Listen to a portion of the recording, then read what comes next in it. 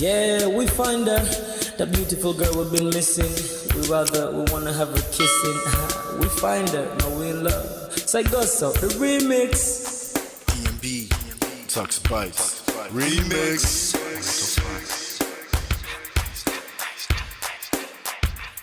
Now if I had to lose you like a bad phone connection, I'd change my game to get a better reception. Sit back, let's start this interaction. Don't fight the feelings, just a chain reaction. Your heart won't give you the wrong instructions. Like my GPS, yes I got the right direction. We gotta merge together like a road intersection. Last stop is gonna be my love and affection.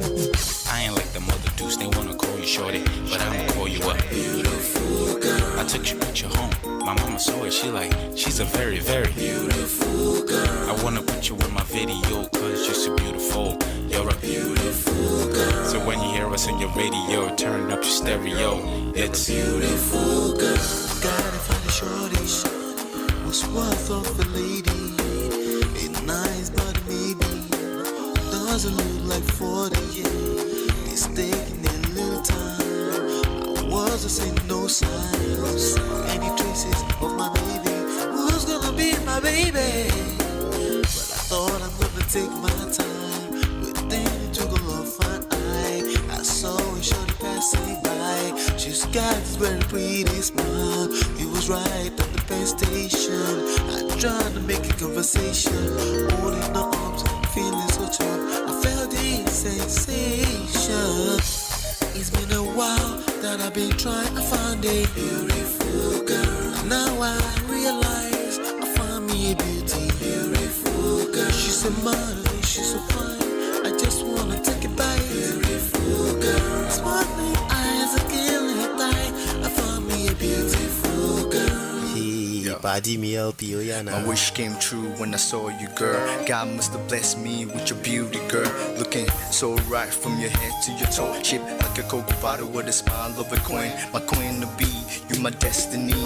Got a body of a goddess with your beauty. I'm impressed and I'm never in distress. Come on over and be mine. Been searching for a man and now all the cats keep looking to mine. With a sexy walk and a sexy talk. She must be from the planet called the sexy world. I know I ain't tripping, better yet I'm thinking put a ring on the finger. We look good together. Take your place in my heart. With your beauty I'ma say that I'll never turn away. Who would think I'm in love? Such the way she smiles at me just really makes me weak. The way she speaks to me just really make me go so weak. Keep staring in her eyebrows. All I kept on saying is wow. If you touch and breeze at night, all I really want in my life. Oh yeah, it's been a while that I've been trying to find a beautiful girl. Fine brown eyes. I found me a beautiful girl. She's my model, she's so fine. I just wanna take it. Beautiful girl, sparkling eyes, killing tight. I found me a beautiful girl. Yeah, beautiful girl, beautiful girl. Yeah. Beautiful girl. Damn. Money, you seen her? Hot Ice, have you seen her? LP, have you seen her? I'ma go over the Tux Bites. I know you've probably seen her. He has a lot of beautiful girls with him. Tux, it's DMB, baby. Look. Beautiful. I look for a while, but I can't seem to find a beautiful girl so I can make her mine. Time after time, I've been searching for a while, but every girl I meet never seems worthwhile. What can I do? I pray to God for an answer. I feel pains in my heart like cancer, and when I find her, I'm gonna romance her. Lace several presents and gifts. Call me Santa Claus. I make a heartbeat pause. That's my girl, homeboy, not yours. The girl of my dreams, she's more than I ever thought. Show me Aston Kutcher, I think I'm getting punked. She's what I really want, so I'ma go get her. Since I'm a go getter, you know I'm gon' get her. And I will give her the world, anything for my beautiful girl. Psych. Ooh, it's been a while that I've been trying to find a beautiful girl. Fine brown eyes. I found me a beautiful girl. She's my model, she's so fine. I just wanna take it. Beautiful girl, sparkling.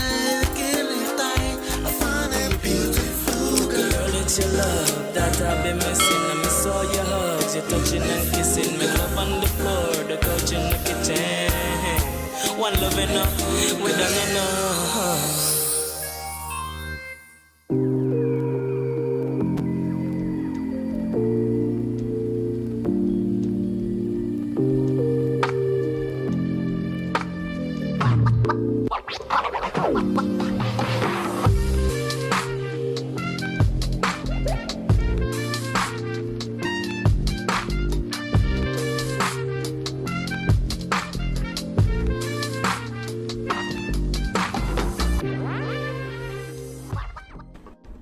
What is going on, ladies and gentlemen of Prestige on a day?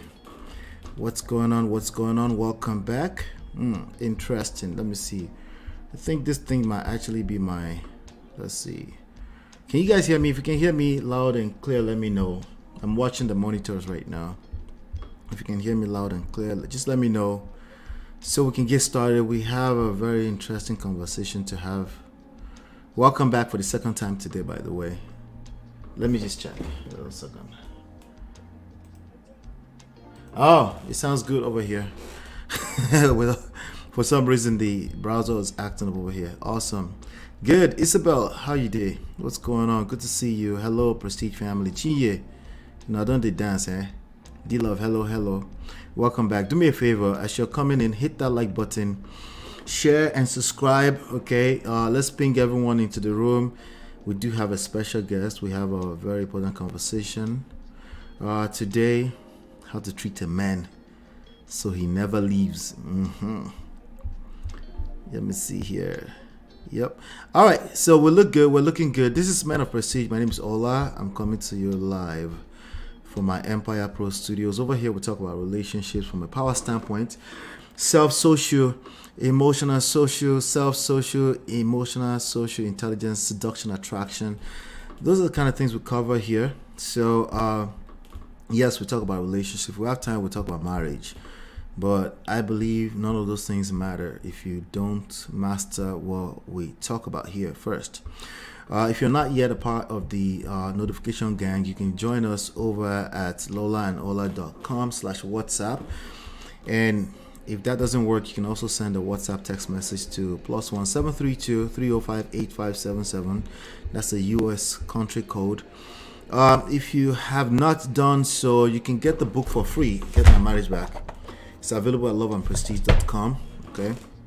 So also the boot camp, we didn't get a chance to it yet, but that's gonna be $97 starting with. So if you want to have access to that for free, go ahead and do that right away. Don't wait. Somewhere in the next 24 to 48 hours, we're going to put a pay gate in front of that. All right. And again, like I said, loveandprestige.com right there. All right. So yes, I do have a special guest. Let me see who is saying something. Somebody's saying something. Okay, nobody.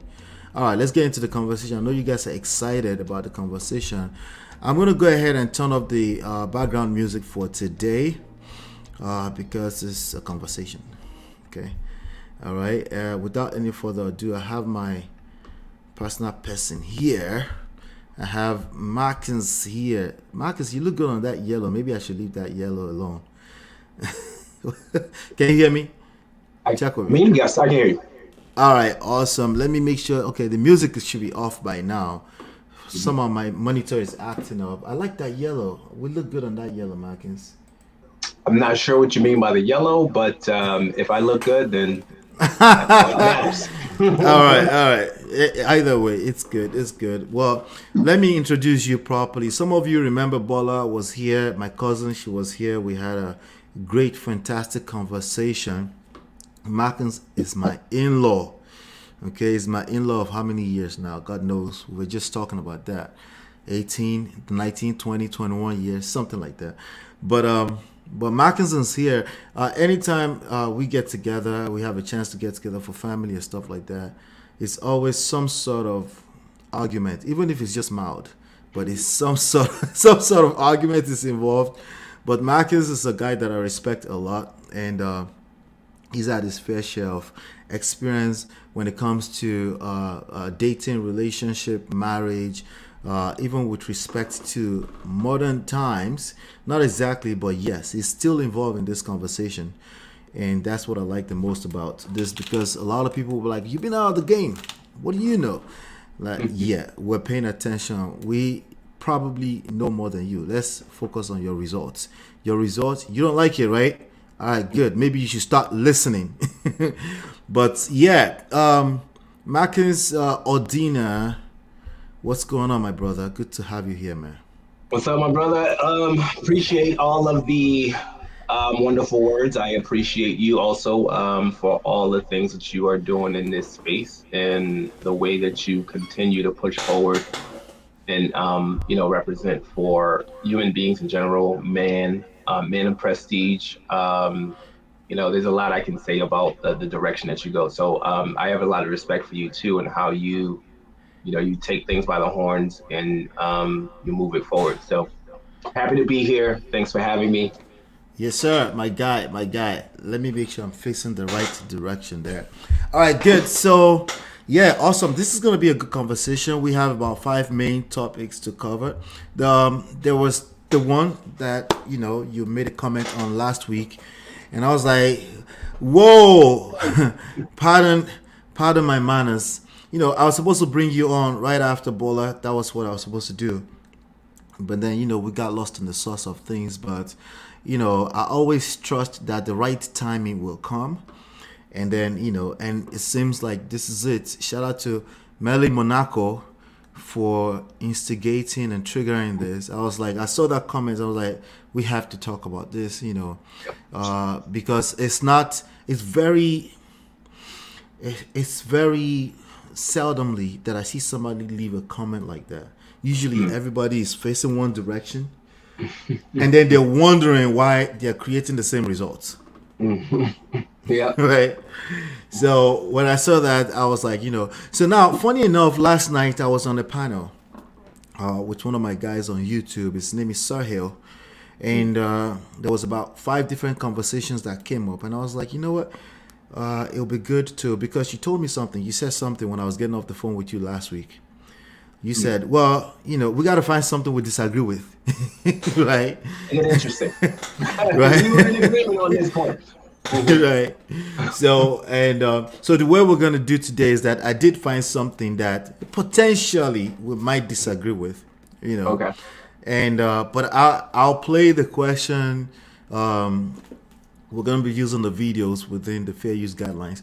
I'll play the question. I'll let you say what you have to say about it. Then I'll play what I said about it last night, Yeah. And then we can chop it up and see if there's any more point of contention we can take it from. Is that fair? Is that good?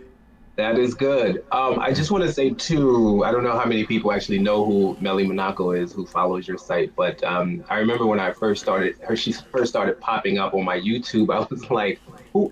I was shocked because, and you'll probably see that she's like completely on the side of women and exposing like not women, men, and exposing women, like and stuff. Right. Yeah, and I'm like, what? Is this serious? And she's got like a strong French accent too. So I was like, what the hell is this? Like, why is this popping up on my feed? Right. I mean, she definitely pulls you in. So definitely had to follow her. But yeah, interesting character. Right. Now, everybody, do me a favor. Please show Mackin some love. The same love you gave Bola, because they were so in love with Bola. So give him the same love. I can't expect that. Listen, I know why I chose to marry the woman, so I'm pretty sure, I can't expect that. I'm good that you guys showed her love, but I'm here. Yeah, somebody's gonna be like, yeah, you see why he's still married to Bola? How many umpteen years later? Yeah, right on. Yeah. So yeah, we're gonna the last one we're gonna touch is Melly Monaco's comment. That's gonna be the last one we touch. So this first one, so we're gonna talk about mama's boy, daddy's girl, relationship being transactional or not. Those are the kind of stuff we're talking about today. I'm gonna play the videos for you, and then we'll take it from there. Let me see. The first one, here goes. About the mama's boys for just 1 second. Ladies, if you are raising sons as a single mother, this is for you. For ladies who are dating these boy men, this is for you too. Because this is the most frustrating man to actually marry or to date. So when you see them, run the other direction. Mama's boys were overly coddled by their mother. Their mother, who maybe wasn't getting enough attention and affection from their father, or there was no man present in their life, they poured it all into their son. So their son meets an emotional need for that particular mother. But what they do is they block any space for another woman to get into that man's heart and make the other woman feel as if she's not good enough, in which she has to compete with the mother. Mother, your job is to raise your son. After you do that, it's time for you to keep it moving. However, ladies, if you meet a guy who's still attached to his mom, there's no way that you can fix that. All right. That's the first one. Yep, that's the first one.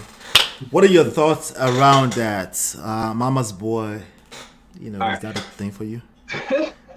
So typically I like to have a little bit of time to think through my thoughts. So whatever it is that I say right now, I reserve the right to change my mind later on if I think something differently. So let me just say that. Sure. Absolutely. Disclaimer. Mama's boy. I don't know. I think I was, based on the way she's describing it, I would call myself a mama's boy. I think there's always a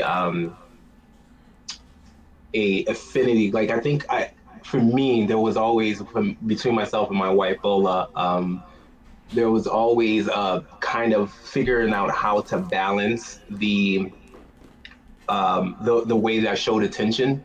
I think my mom, first of all, she was divorced from my dad, but we always had a close relationship. Wait, your mom was divorced from your dad? I didn't know that. Yeah. They from the beginning since I've known you? No. They divorced like when I was older. Oh wow. And but throughout the relationship, we knew, like when I was really, really young. First of all, my mom, I'm Haitian. We came here when I was like 7. My mom was she was still back in Haiti. Moved to Canada while we were up here, and then she eventually moved in with us. But it was almost immediately that we knew that my dad didn't really have, the affection. It was more like, he felt like this was going to be a good move for the children. So we knew almost immediately, even though we couldn't say it, that, the love wasn't there, and there was problems between her and my dad the whole entire time. I think that played a role in how I felt in terms of, the need to protect her. As I grew up, I know it played a role, but I don't know that that's necessarily what does it. I feel like as a man, you feel like your job is to protect and provide anyway. So at some point you get to the point where, whether it's my daughter, my wife, or my or my mother, I have to figure out exactly how to balance the two. And there's different pulls on your attention for whatever reason that might be. And so I don't know how deep it goes with respect to what mother's boys do, but I would say that it really depends on the situation. As long as he's trying to do a job balancing how he shows attention, I don't think it's a problem to be a mama's boy. That's my opinion. All right. After I play what I said about it to you, right? Mm-hmm. You might have additional context to add onto it, Okay. But first of all, let's do some dancing. I have Bimocracy give us $4.99 here. Ooh, I need to start a program. I know, it's a great place to start, right? Yep. So let's do a little dancing. I'll be right back.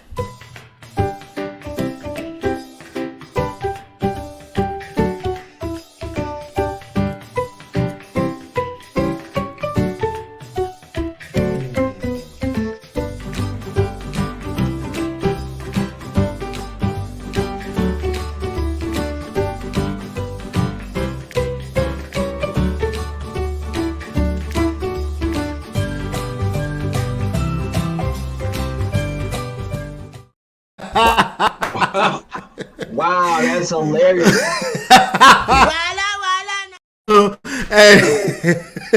So that's a nice way to start, right? Wow. So I'm gonna play what I.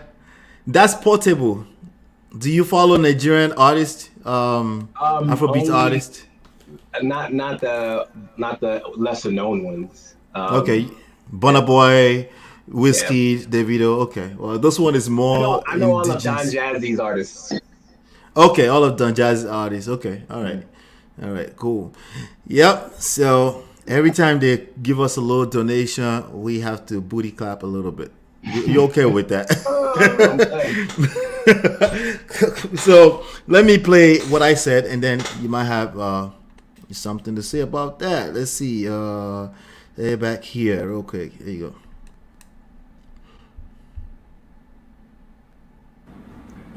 Okay, That sounds like somebody who don't want to put in the work, man. right. Here's the That's what it question. sounds like to me. Here's that question.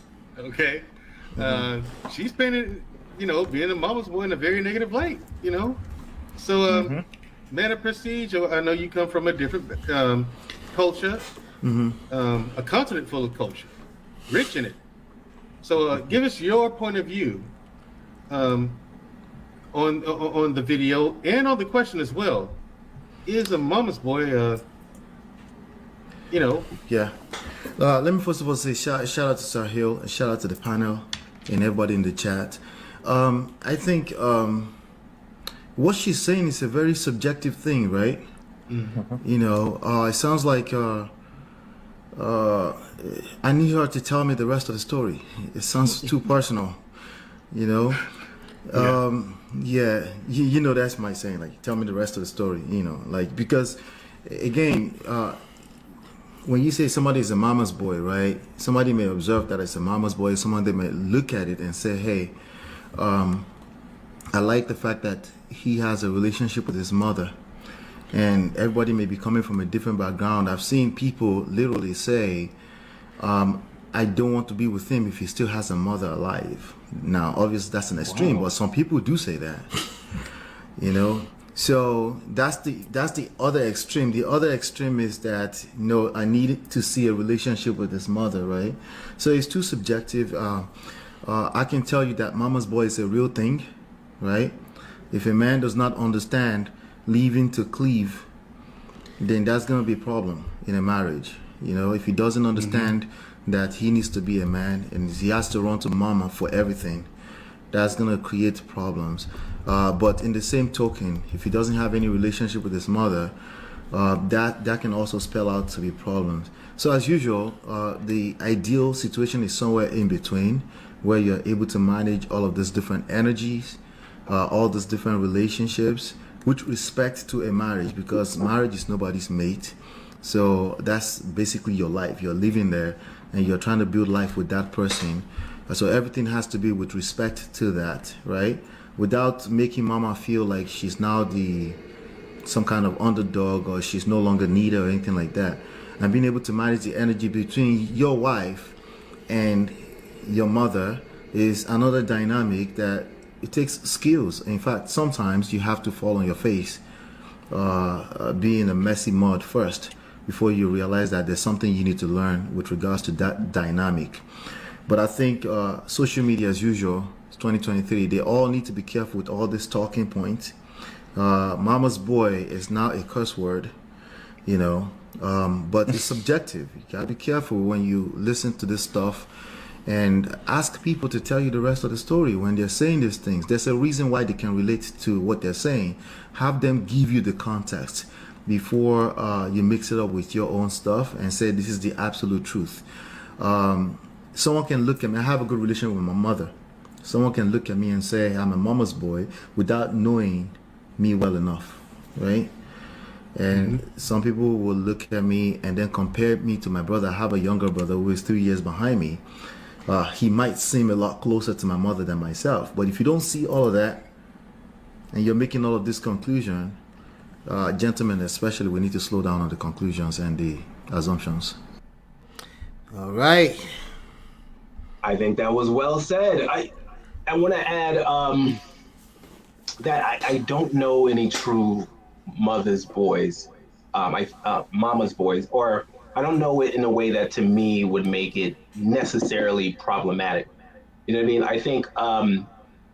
I I think maybe what she's describing is someone who is not really a man, who's just a boy, not necessarily a mama's boy. Because from my Right. perspective, like, you can love your mom and all that good stuff, but if you're like, you have to run to her for decisions and all that good stuff, that's not, to me, I wouldn't call that a mama's boy.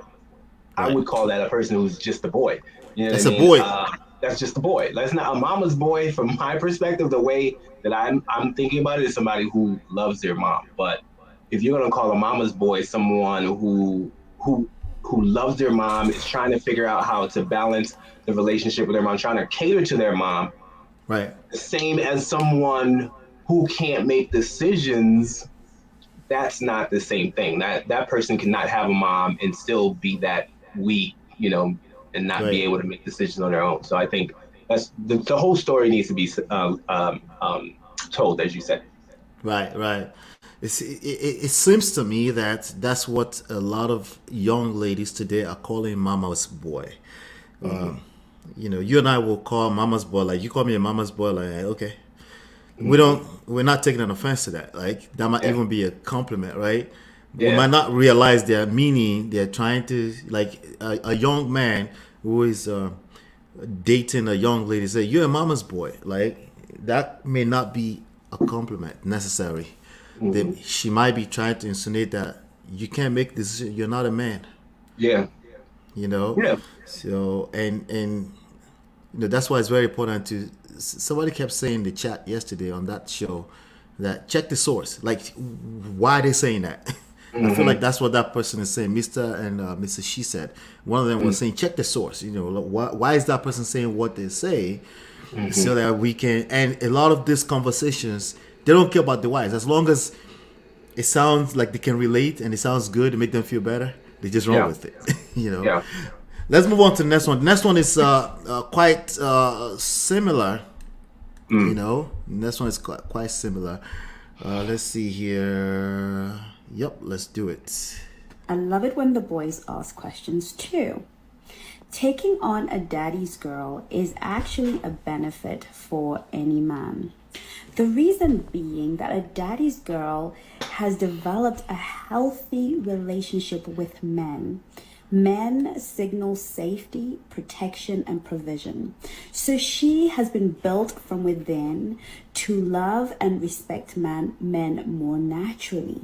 She is more open, more receptive, less resistant because she has had a man leading her, guiding her, protecting her, loving her. So when she comes to the table, when she comes into the relationship, she comes with a transferal of all of that affection she has for her husband, for her father, and she gives it naturally to her husband. A woman with no relationship with dad is a woman that is going to be very difficult to love. See, wait. Before we go to mine,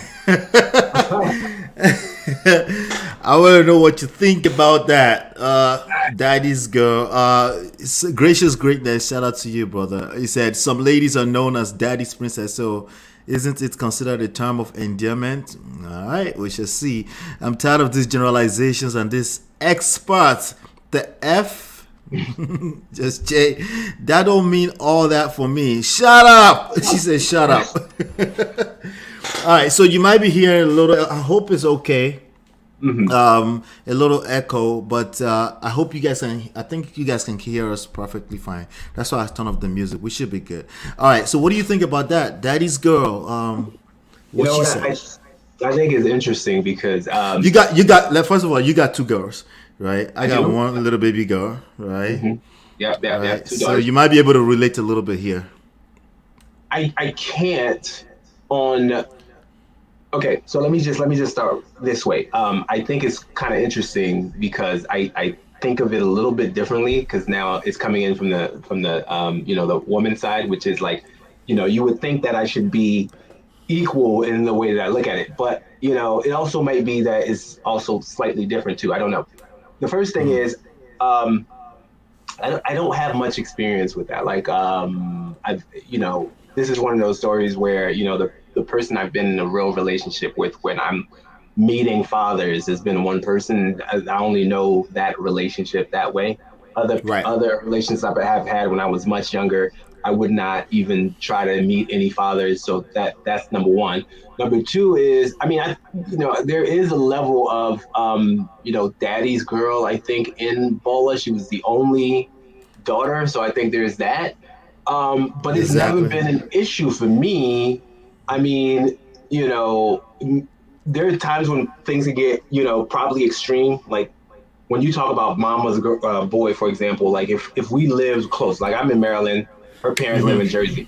Like when you talk about that kind of relationship, I think about like Everybody Loves Raymond. Is that the name of the show? You remember that show? Yeah, but I don't. I think so, but I don't think I watched it ever. But I Okay. think I I mean, remember that. I remember that name. Yeah. it was just basically a relationship where the in-laws lived right next door, so they were like always constantly coming over. I Yeah. don't have to deal with that. Like I understand that there are times when dad's gonna come over and do his thing, and then he's gonna do his thing, and then I feel confident and comfortable enough in my relationship that I don't have any issues with respect to that. And so you also mentioned like my daughters. Like I don't know how they don't have boyfriends. I have young daughters. I mean Not they yet. adore me. We'll see what happens when some dude comes up into the picture. We'll see what happens when that happens. See what But happens. So she was suggesting that that's actually a good thing, because they're used to a man leading, and she was suggesting, do you think you benefited from the fact that Bola was seemingly a daddy's girl? I do think Bola was a daddy's girl. I saw that too. maybe. Do you think you benefited from that? Maybe I don't know. It might just be her personality. I'm not jumping around enough to be like, okay, this daddy's girl, this one doesn't. And I wouldn't have picked the girl. I wouldn't have picked the girl who I felt like wasn't going to be respectful anyway. So I don't know. Like if you know what I'm saying, if you weren't the girl that could be for me, it would just be like, all right, you're not for me anyway. So I couldn't tell you. Right, exactly. Life with Nuts says, I have 3 other sisters, but I am a daddy's girl with my full chest. Oh, I miss you, pops. Yeah, it's tricky, but I think the bigger conversation here is that these people are talking themselves into a hole. These modern people in their relationship, they're talking too much, and I think they're not paying attention to what matters the most. But let me play what I said, and then we'll take it from there. Where is it again? There you go. Okay. All right. See, I have a theory and I have a question, right? The theory will probably be based on the answer of the question, right? Who coined, or what set of group of people coined the term daddy's girl, and what set of group of people coined the mama's boy?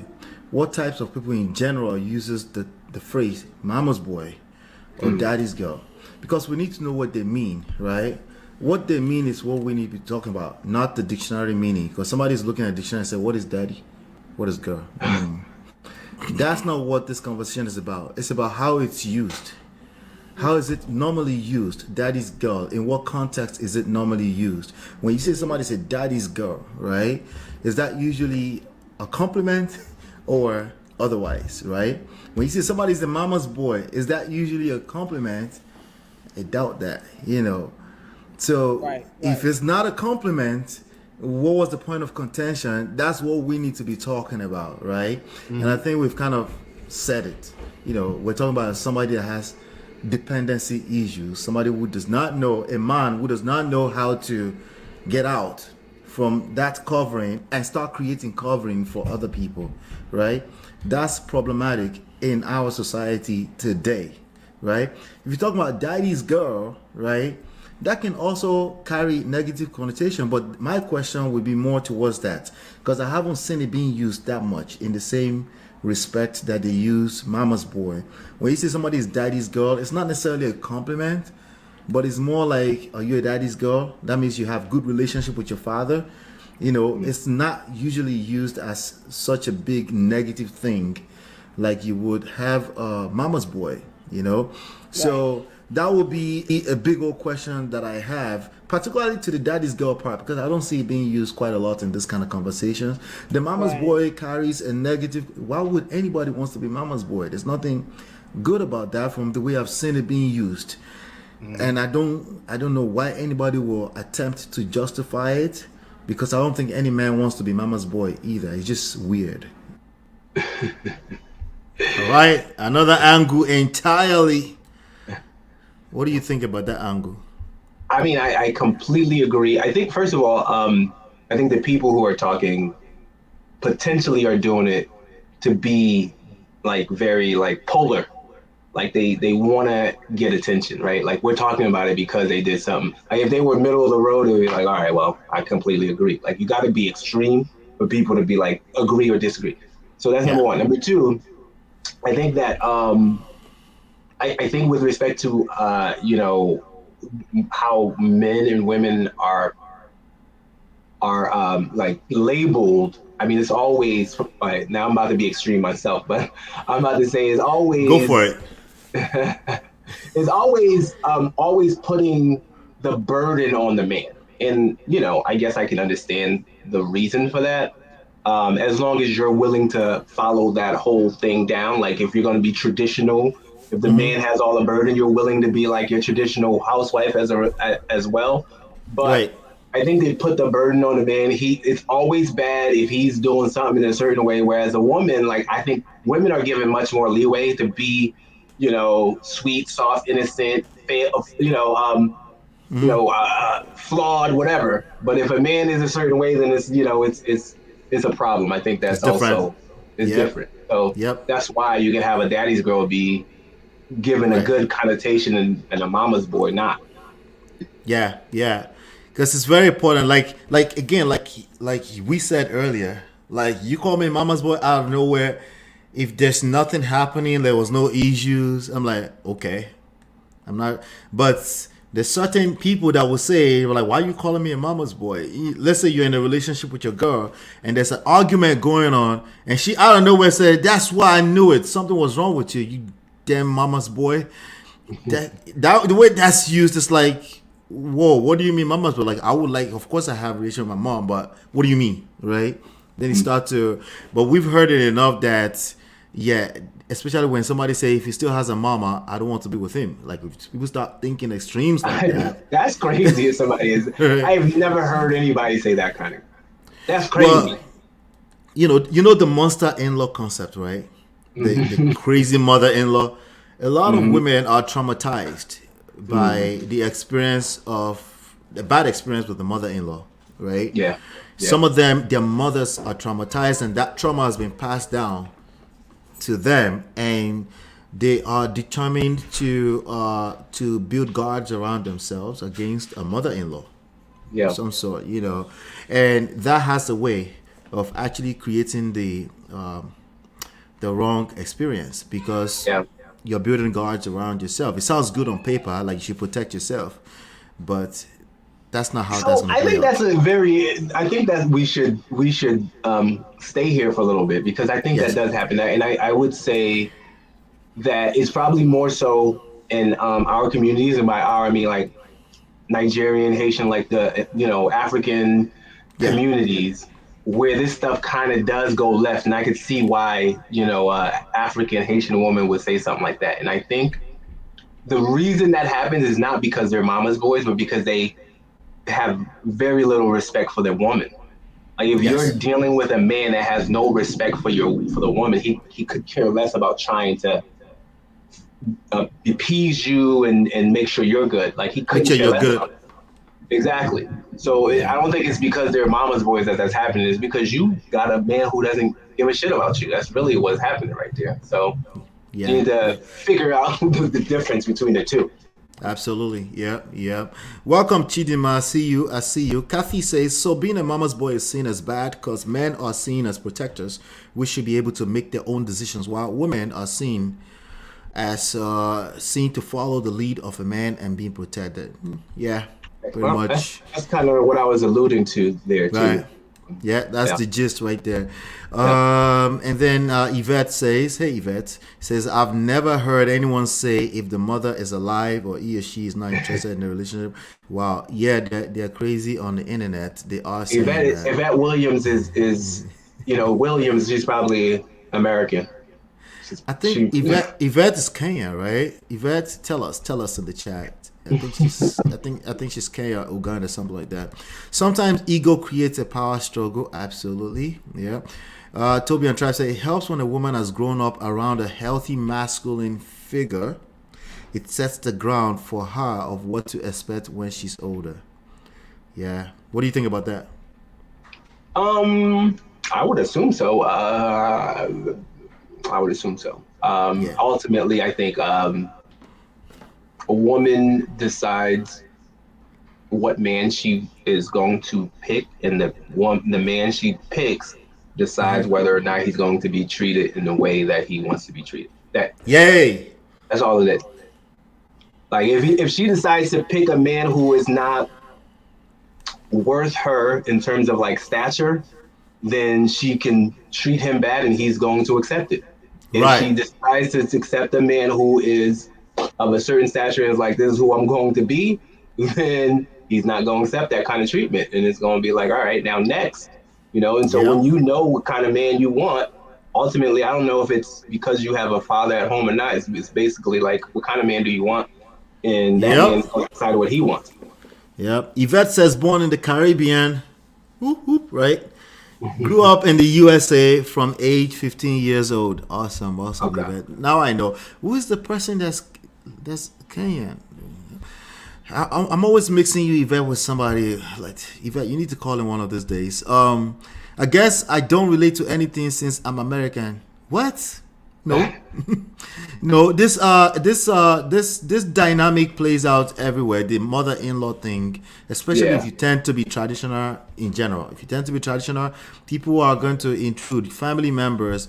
Yeah, generally once you're Americanized a little bit, people kind of are individualized anyway. They live individualized, and people kind of know not to go through certain boundaries. But people have no boundaries. Basically, when you go extremely traditional Nigerian or like you said, like people don't know like boundaries.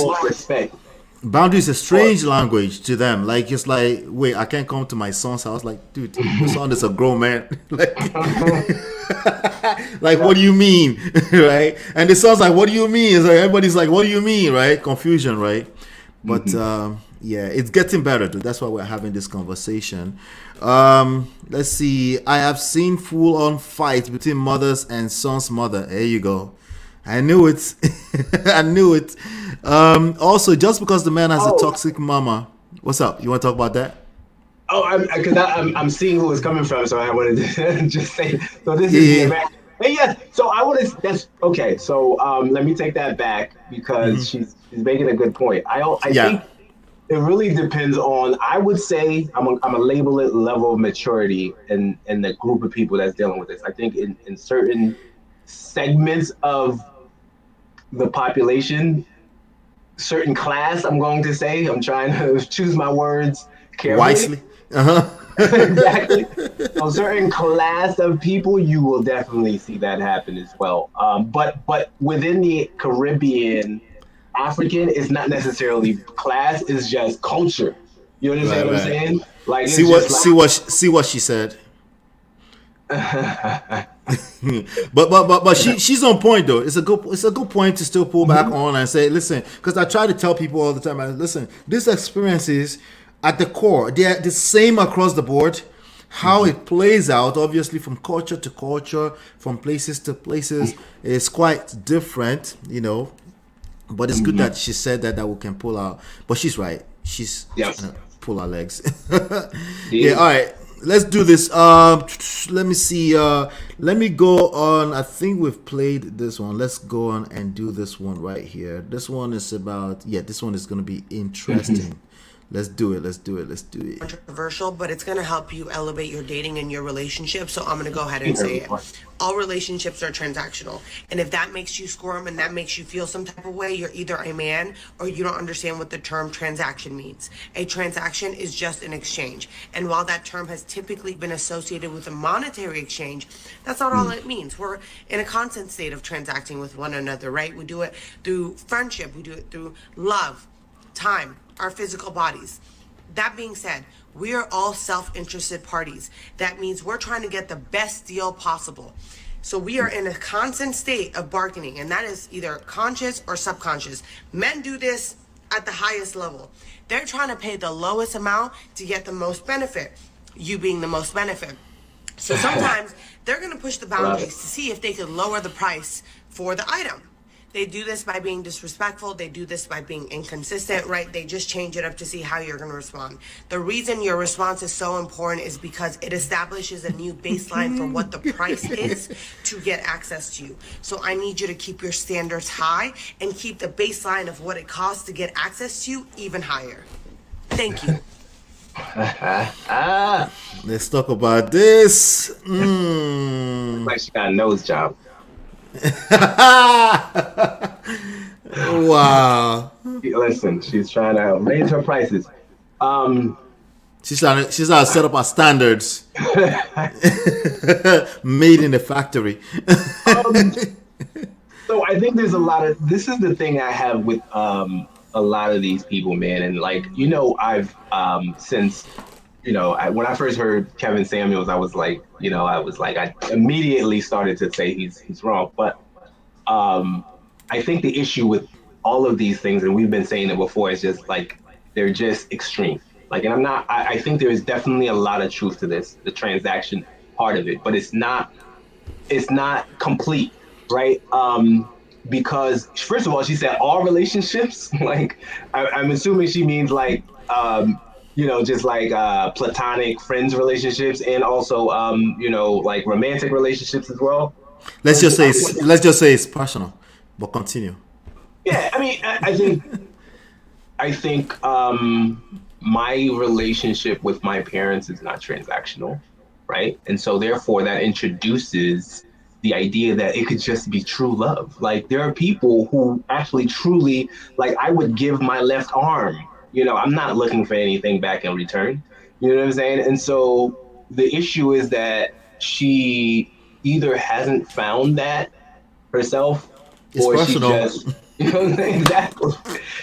She hasn't found somebody that she's just like, I am completely in love with. And there's also part of it that's like upbringing and culture, right? Like, you can get to the position where your mind is such a way that you're probably not going to find it, because you have to change who you are as a person, even to allow that part to come in. But but for the most part, I do think that that's what tends to happen. Like, we are looking for somebody who will match us. But yeah, I think it doesn't necessarily have to be that. Right. Awesome. Are you a muse? That's just my sister. She said, it's still transactional in my opinion. I just avoid the term because people kind of wild in their thoughts. Maybe that's what we're saying. I would love to hear more of the story. I would love to hear why. To hear more. Actually, no. All right, yeah. Just get ready. I'll drop the link in a little bit once we're done, and then maybe we can bring it back up. Right? Let me play what I said. You know, let me play what I said about, you know. I don't even remember right now, but let me just go ahead and play. Let's see. There you go. Okay. I'm already laughing, but all right, you heard from her. There's people undefeated. Yeah. Social media. Jesus Christ. Yeah. I already know what Reckless Rage is going to be. No need. So, man of Prestige, let's start with you, man. Oh, man. Are all relationships transactional in some way? It depends on what lens you're looking at it from. I think looking at it from a lens of transactional is the beginning of the end. You might as well not do romantic relationships. Yep.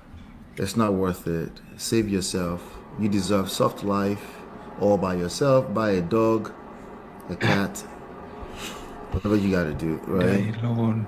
Yeah. That I was trying to be nice, bro.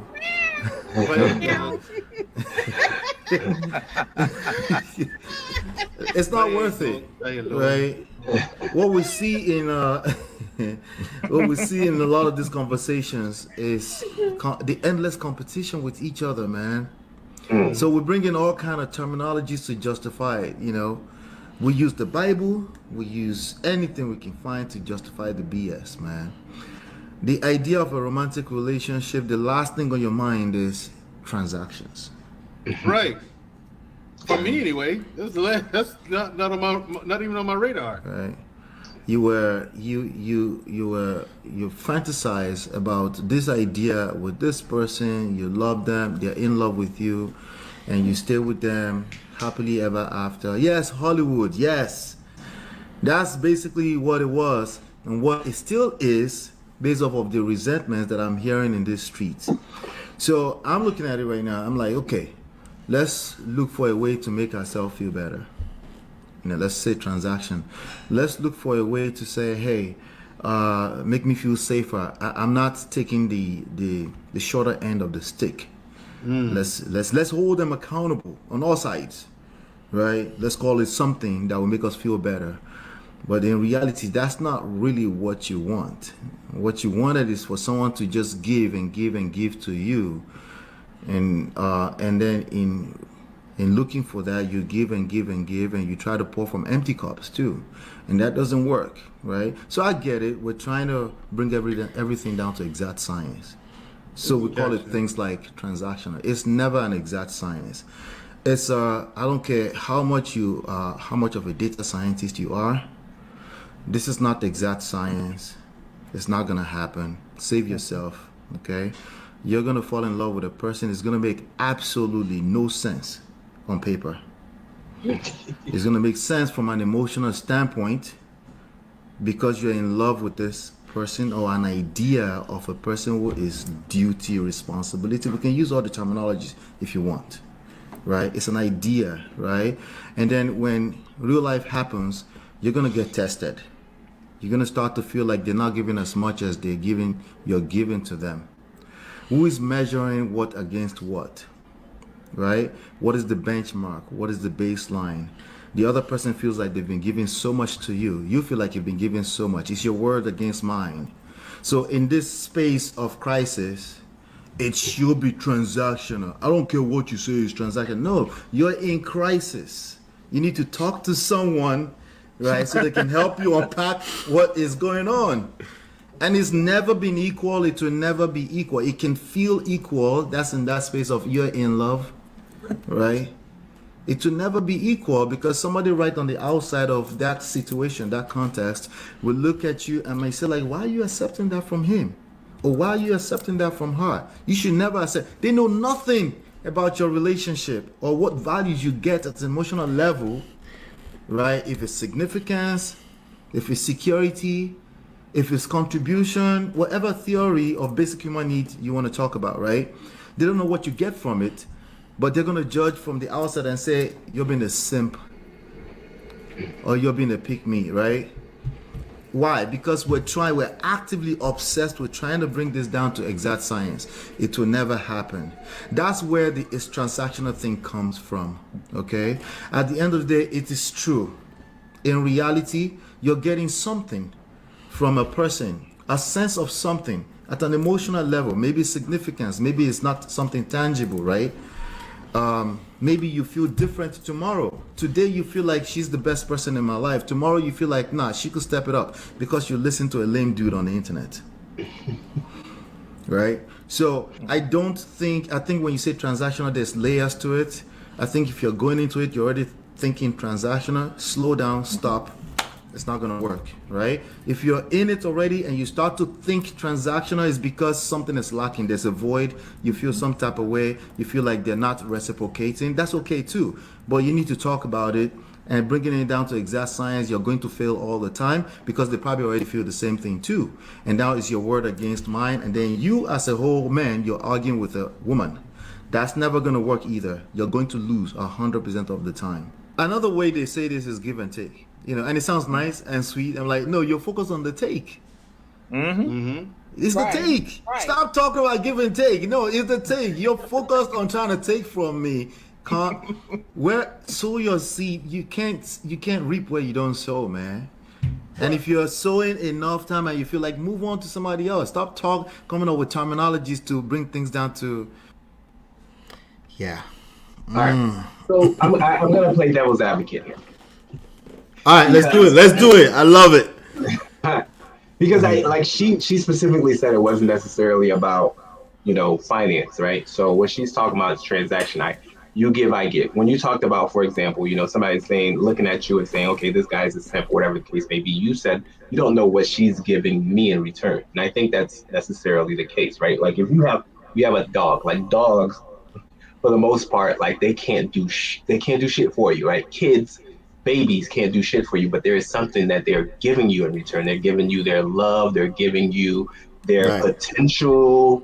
You're investing in them for what they could potentially become. They do well, you do well in front of your friends. You know what I mean? Right. So there is nothing is getting you're not getting back anything in return.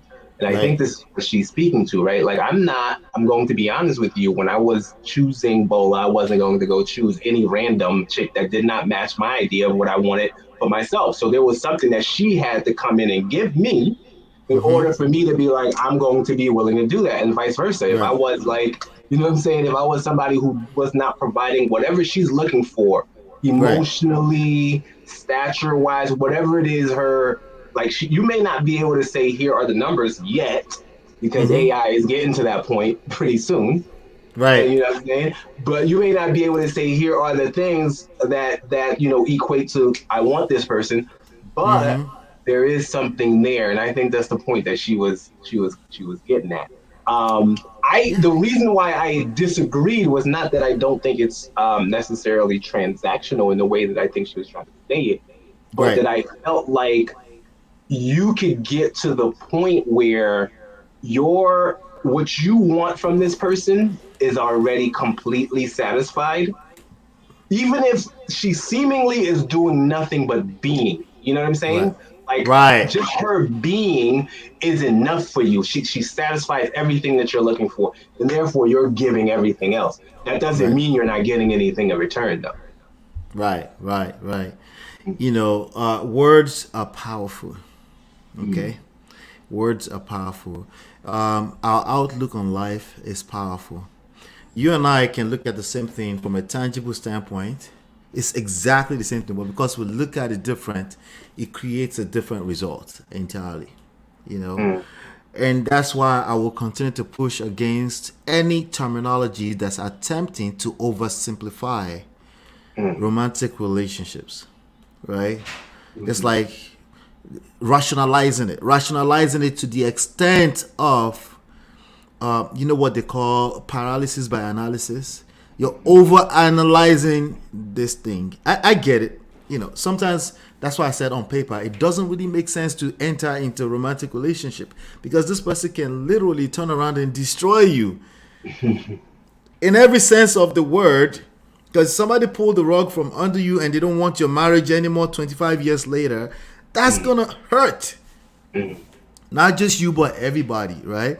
So I don't think it's something you can't, like the attempt. We're going to attempt to oversimplify, but the consistent attempt, the obsession with attempting to oversimplify into words, into especially one words, right?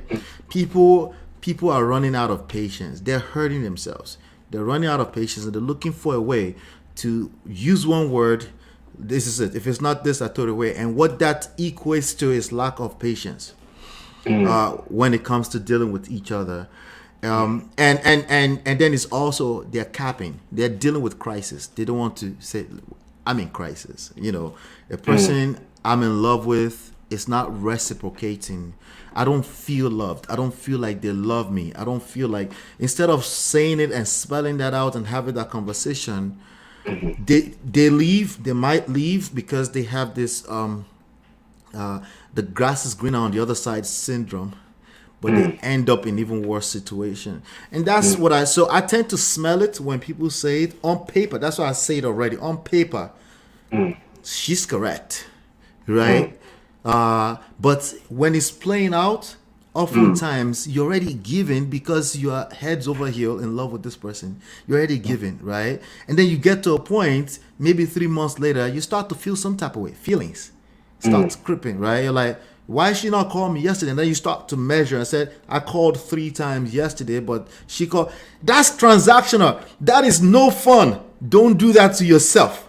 That's different from on the long run. Yes, there's hopefully some form of give and take, right? That you guys are feeding each other. But when these people, when they're saying transactional, they're saying, when I meet you today, if you don't match my energy by tomorrow, it's not gonna work. They're concluding right away. And that's what I'm reading into what I saw that she was saying, especially when let me say I don't know that she was saying. Hold on, we have to dance. Sorry to interrupt you.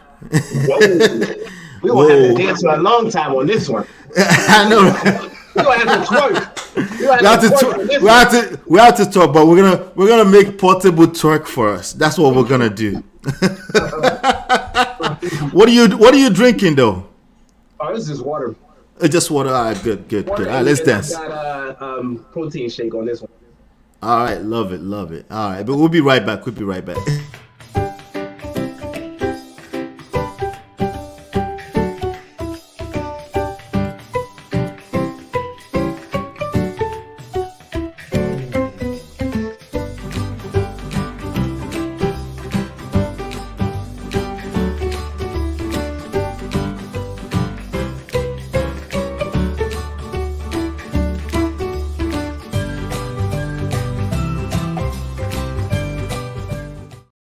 Yeah, boy. Tima, thank you so much. I appreciate you. Thank you always for supporting us. Thank you for all the supporter of the platform. I appreciate you. Thank you so much. Now, the pressure is mounting. Everything I do, I will. Pressure to what? Pressure. Marcus is like, what is that? Anyway, we're back. All right. So, it's go ahead. I want to say that I don't know that they're saying necessarily like the immediacy of it. Like I think what there's like what they're doing is justifying. Obviously, they're justifying why they should be able to say, all right, well, here is my value. Standards. Yes. So I forget the term because I think you're the one who I first heard it from actually. It's a term where women marry up. Marry up. Yeah. Hypergamy. Hypergamy. All right. So it's essentially like an argument for hypergamy. That's what she's saying. You know what I mean? Like this is transactional. Like I am of a certain stat. Like I'm a certain type of woman, and I need a man of a certain caliber and that sort of thing. Right. And I think that's what she's arguing. You're a father of 2 daughters. You would encourage that, right? I said you're a father of 2 daughters. You would have encouraged that. Yeah. Absolutely. Yeah, absolutely. Yeah. In fact, I encourage my daughters to marry older, for multiple different reasons. I don't know if we want to get into it right now, but I encourage them to marry older as opposed to younger. I encourage them to marry, wealthy if they can. Yeah. Particularly because of security, right? Yes, security, but also I think it plays a role unless you are really. Here's the thing with young people is that they are idealists, right? And maybe someday in the future we won't necessarily have a society like this, but we're idealists up to a certain point where we're like, oh, things should be equal, and then you go up, and then you realize, oh shit. My man does not want, or at the very least, most women want men who do not want to just not be the provider, right? Because if they're just okay not being the provider, you're probably going to be like, ugh, I don't want that guy. There are some women who are okay with that. Listen, I'm the boss or whatever the case may be. But most women do not want that type of dude. And so therefore, if you're don't want that type of dude, you find yourself in a relationship where you don't have that type of dude. And then the dude is like, you know what I mean? I'm going to be the boss. You're sitting there, you're making more money than him. You're trying to, be the boss in this relationship, you're going to Yeah. also run into problems because you're going to be butting heads. Who's going to actually take the lead? And so this Yeah. is why I say if you got a man who's already, because the difference between men and women is a woman comes in and she is already got the value from her beauty and her youth. The man has to build it. So and the time that he's taking to build it, he's gonna have to be older probably, unless he figured it out earlier than most. And so therefore now you don't have those kind of conflicts. He's already feeling comfortable with himself. You're comfortable with who he is, and now you're just rolling. Right. What do you think about this question? Is 20 years older too old to date a man? I mean, so when are you starting, right? So this is what I tell I honestly have this conversation, and don't send me hate mail. You don't have my email anyway. But but I tell my daughters, like, you've got like from 23 to 28 when you are at your peak. You are wanted by everyone left, right, and center. You are at your peak right at those places. After that, it starts going downhill, right? So now, so let's say you're 23, and should you date a 43-year-old? I personally would say 10, but it really does. Well, let's stick to that 10 at most. That's what you're saying, right? That's what I would go with 10.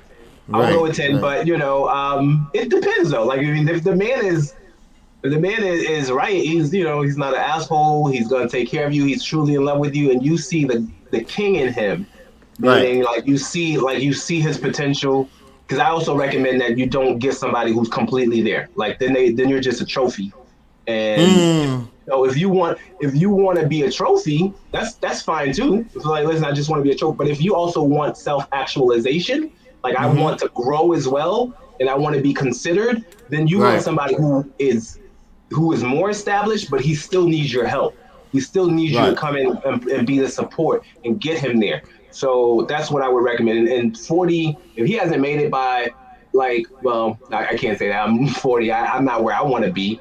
But 40. Happy belated birthday. You just turned 44. We're the same age. You're older than me by about 40 years. But I'll be 44 in November. But happy belated birthday to you, bro. Appreciate it. But yeah, so the point is, like, you still want him to be in a position where he's like, I need that push, I need that support, and you could come in and be that. So if you can find somebody who's at that place, and you're like, damn, I like, all you need is for me to just give you that right push. If you can find that man, all more power to you. Kathy said, what if they meet a man who is younger? She's talking about your girls now, all right? Kathy, are you the one that lives in Kenya, or you're Kenyan in UK? Please let me know. I think I keep seeing you and Yvette together. Oh, right. No, that's Yvette. Okay, that's Yvette. Oh, yeah, that's Yvette. Yeah, this is Kathy. Yeah.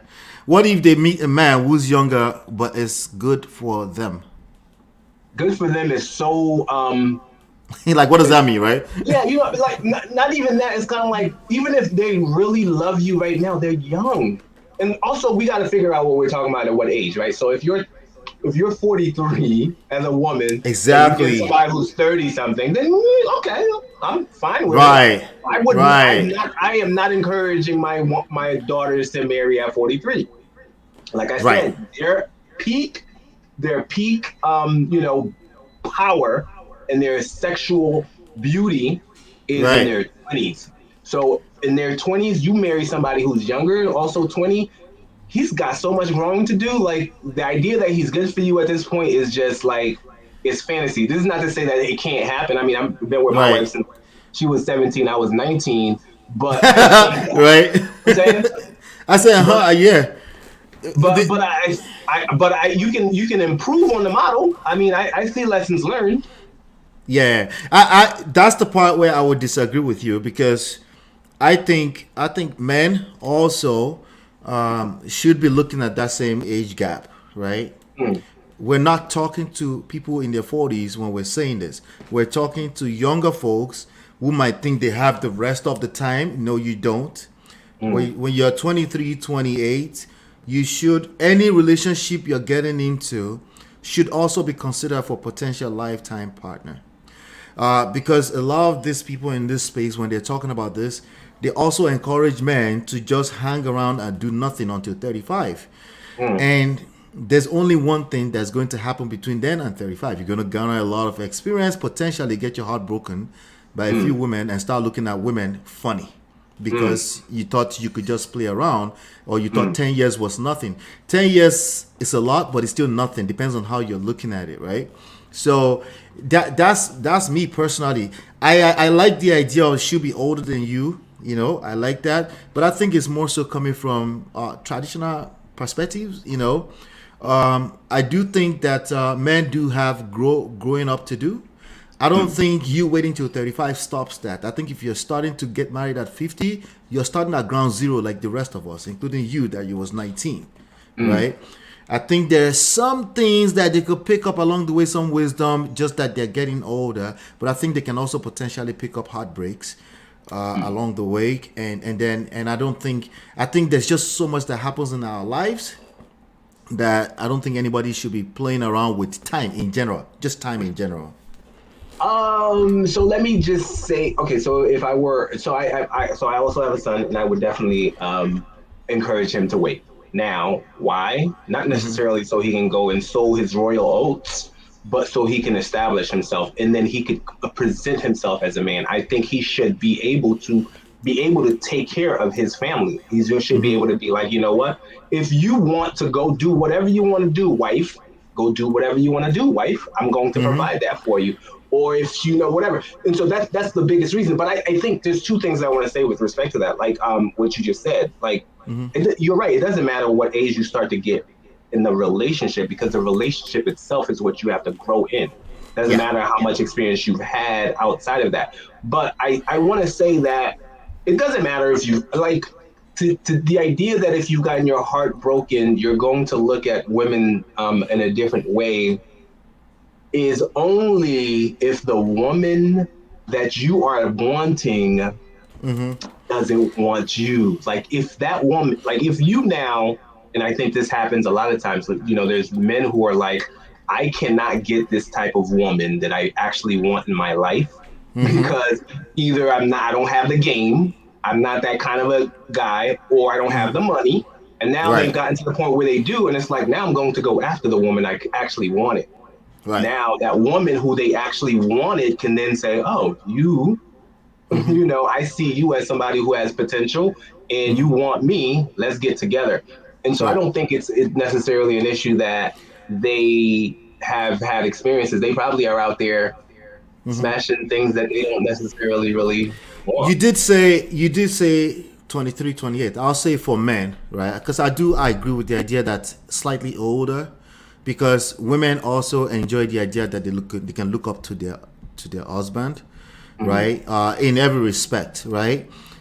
Including age, you know, not always, but including age, right? So I would say between 25 and 32, because if you're 32 years of age and you can't take care of yourself and a couple of other people, then we got other problems. Yeah, you're right. You shouldn't be talking about marriage, but we got many, many other problems, and we should be sorting through that. As soon as you sort through that, that also should be building you to be prepared to take care of a family, but with respect to knowing that it's growth throughout the rest of your life. There's no I've figured everything out. You know that. There's no figured everything out and I'm ready to marry now, because no, that's not gonna happen. Because every woman, every marriage you get into, you're gonna have to figure stuff out.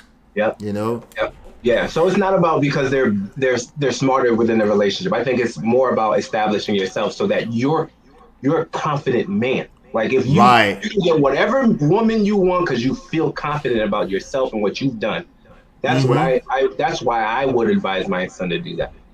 Yeah. Kati says, I get what you're saying, but life happens. God forbid if they get older and they're not married by 30, what happens? Nothing. We're just gonna same the woman or the guy? The woman not married by 30? But she's talking about the ladies. But it goes for both. If I said by 32, you should be confident, be able to take care of you and a couple of people and be married. If by 33 it hasn't happened, nothing happens. We're going to keep fighting. We have the rest of our life ahead of ourselves. We're just talking about the goal because a lot of people are being preached to at 18, 19 that they have the rest of their life. They don't. Time is nobody's mate. They don't. Every minute counts. And we have people actively internalizing this and thinking they can just wait around and do nothing. If life happened and circumstantial situations happen, nothing. We're still alive. We'll continue to do our best, right? That's how that works. In my opinion, what do you have to say to this? Quickly though, about women who can, they're like, women don't think about this, but there is a skill of seduction. I think you probably talk about this all the time. There are some women who are absolutely skilled at getting men, and those women, they can have kids, they can have multiple different divorces, and they have the skill of getting men and getting them to fall in love. And if you're one of those, if you're one of those, listen, do whatever you want. Like, if you got that skill, do whatever you feel like, because exactly. Yep. You think you can seduce anybody at any age, please go for it, but and it does exist, and we do talk about that here a lot at every, but we also, part of that is to not swim against the trend, right? Like, don't hurt yourself. Like, use the powers that be in your favor so that it's a lot more easier for you, and that's true at every stage in life, not only in marriage or relationship or romantically, in every facet of life. You want to look at the resources, the cards you're dealt, and make the most out of it, right? So it doesn't matter if you're 40, 50, 20, you're gonna have to do that anyway. That's why we tell somebody at 18 that you are dealt these cards. Like, they just say, hey, those cards you're dealt at 23 to 28 as a young lady. At that point in time, you're wanted by the most amount of people that will want you. This is just the reality of life. Does that mean you can't be wanted at 55? No, that's not what we said. Yeah. Right? Because some of us, we have crushes on 57 years old Tony Braxton. Okay. What? I know, right? Right? Exactly. Let's get into this last one before we go into Melly Monaco. Let's do this real quickly. This is nice conversation, man. It is not an obligation. Marriage is a choice to work to. Marriage is a choice. It is not an obligation. Marriage is a choice to work, to love, to compromise, to support, to be there for each other. It is not an obligation to endure. It is not an obligation to sacrifice everything that you know for someone else, to put someone else's needs before yours. The sooner that you realize that your marriage is a choice and your happiness is a choice, the sooner that you will be able to break the cycles that came before us of people who stayed in marriages out of pure obligation.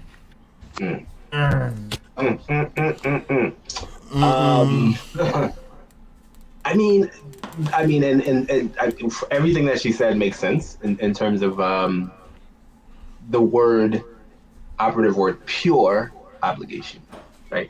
I think if she's saying it's out of pure obligation, then, assuming that the marriage is really that bad, then yeah, but I mean, you probably should leave. Assuming that you don't have a partner on the other side, like he doesn't want to work with you at all. Or like I was watching something on HBO that was like, I forget, Married to Evil or something like that, where, men end up killing their wives. Like, they're so insecure that, they do that kind of thing. Yeah, you should probably leave that type of, that type of marriage. Yeah. So on that sense, but obviously there's the opposite, where people are like, probably taking this this advice, and then they're just ready to jump ship when things is just like, it's time for you to figure it out and work on your marriage. Right. So join forces together. Yeah. Exactly. Yeah. Yep, that's the other extreme. Before I go play what I said, let me just look at some of this really quickly, because some people had some point of contention that I skipped there real quickly. I want to make sure I address it. Gracious Greatness says, I don't just put an age on it. Society doesn't seem to have any contingency for late bloomers.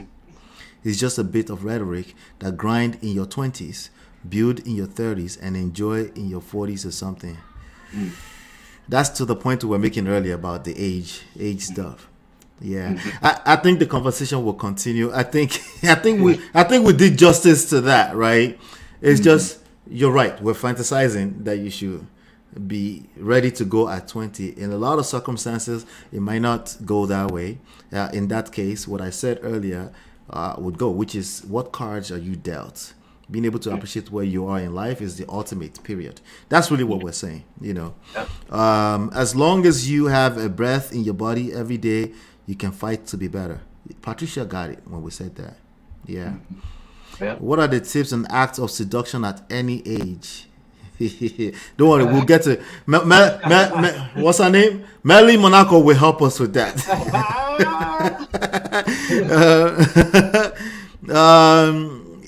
Are you, Just Jay says, I'm a late bloomer for sure. All right, shout out to you, Patricia. Ola, there are pressures placed on ladies to marry by 28 though. Ladies, get your degrees by age 28. Has worked for me. Okay, see, the thing is that we're very quick to encourage degrees and master degrees and PhDs at 23, but we struggle when it comes to probably the most important thing in the rest of your life. A life partner for procreating, making it the easiest it can possibly be. It doesn't mean there won't be a crisis, but the best of them that we've seen, that's all. I will always encourage a child to start trying to walk at 8 months old, not at 5. Go ahead. Let me say this to you, Matt. Yeah. 2 things. I remember when I was courting Bola. I was this young redhead. I was showing up. You were courting, or you were sneaking into our house? Which one were you doing? But continue. I don't think you should be revealing this. You don't know if her pops is watching. She's a daddy's girl. He will be all right. Trust me. He has to be now. We got 3 kids.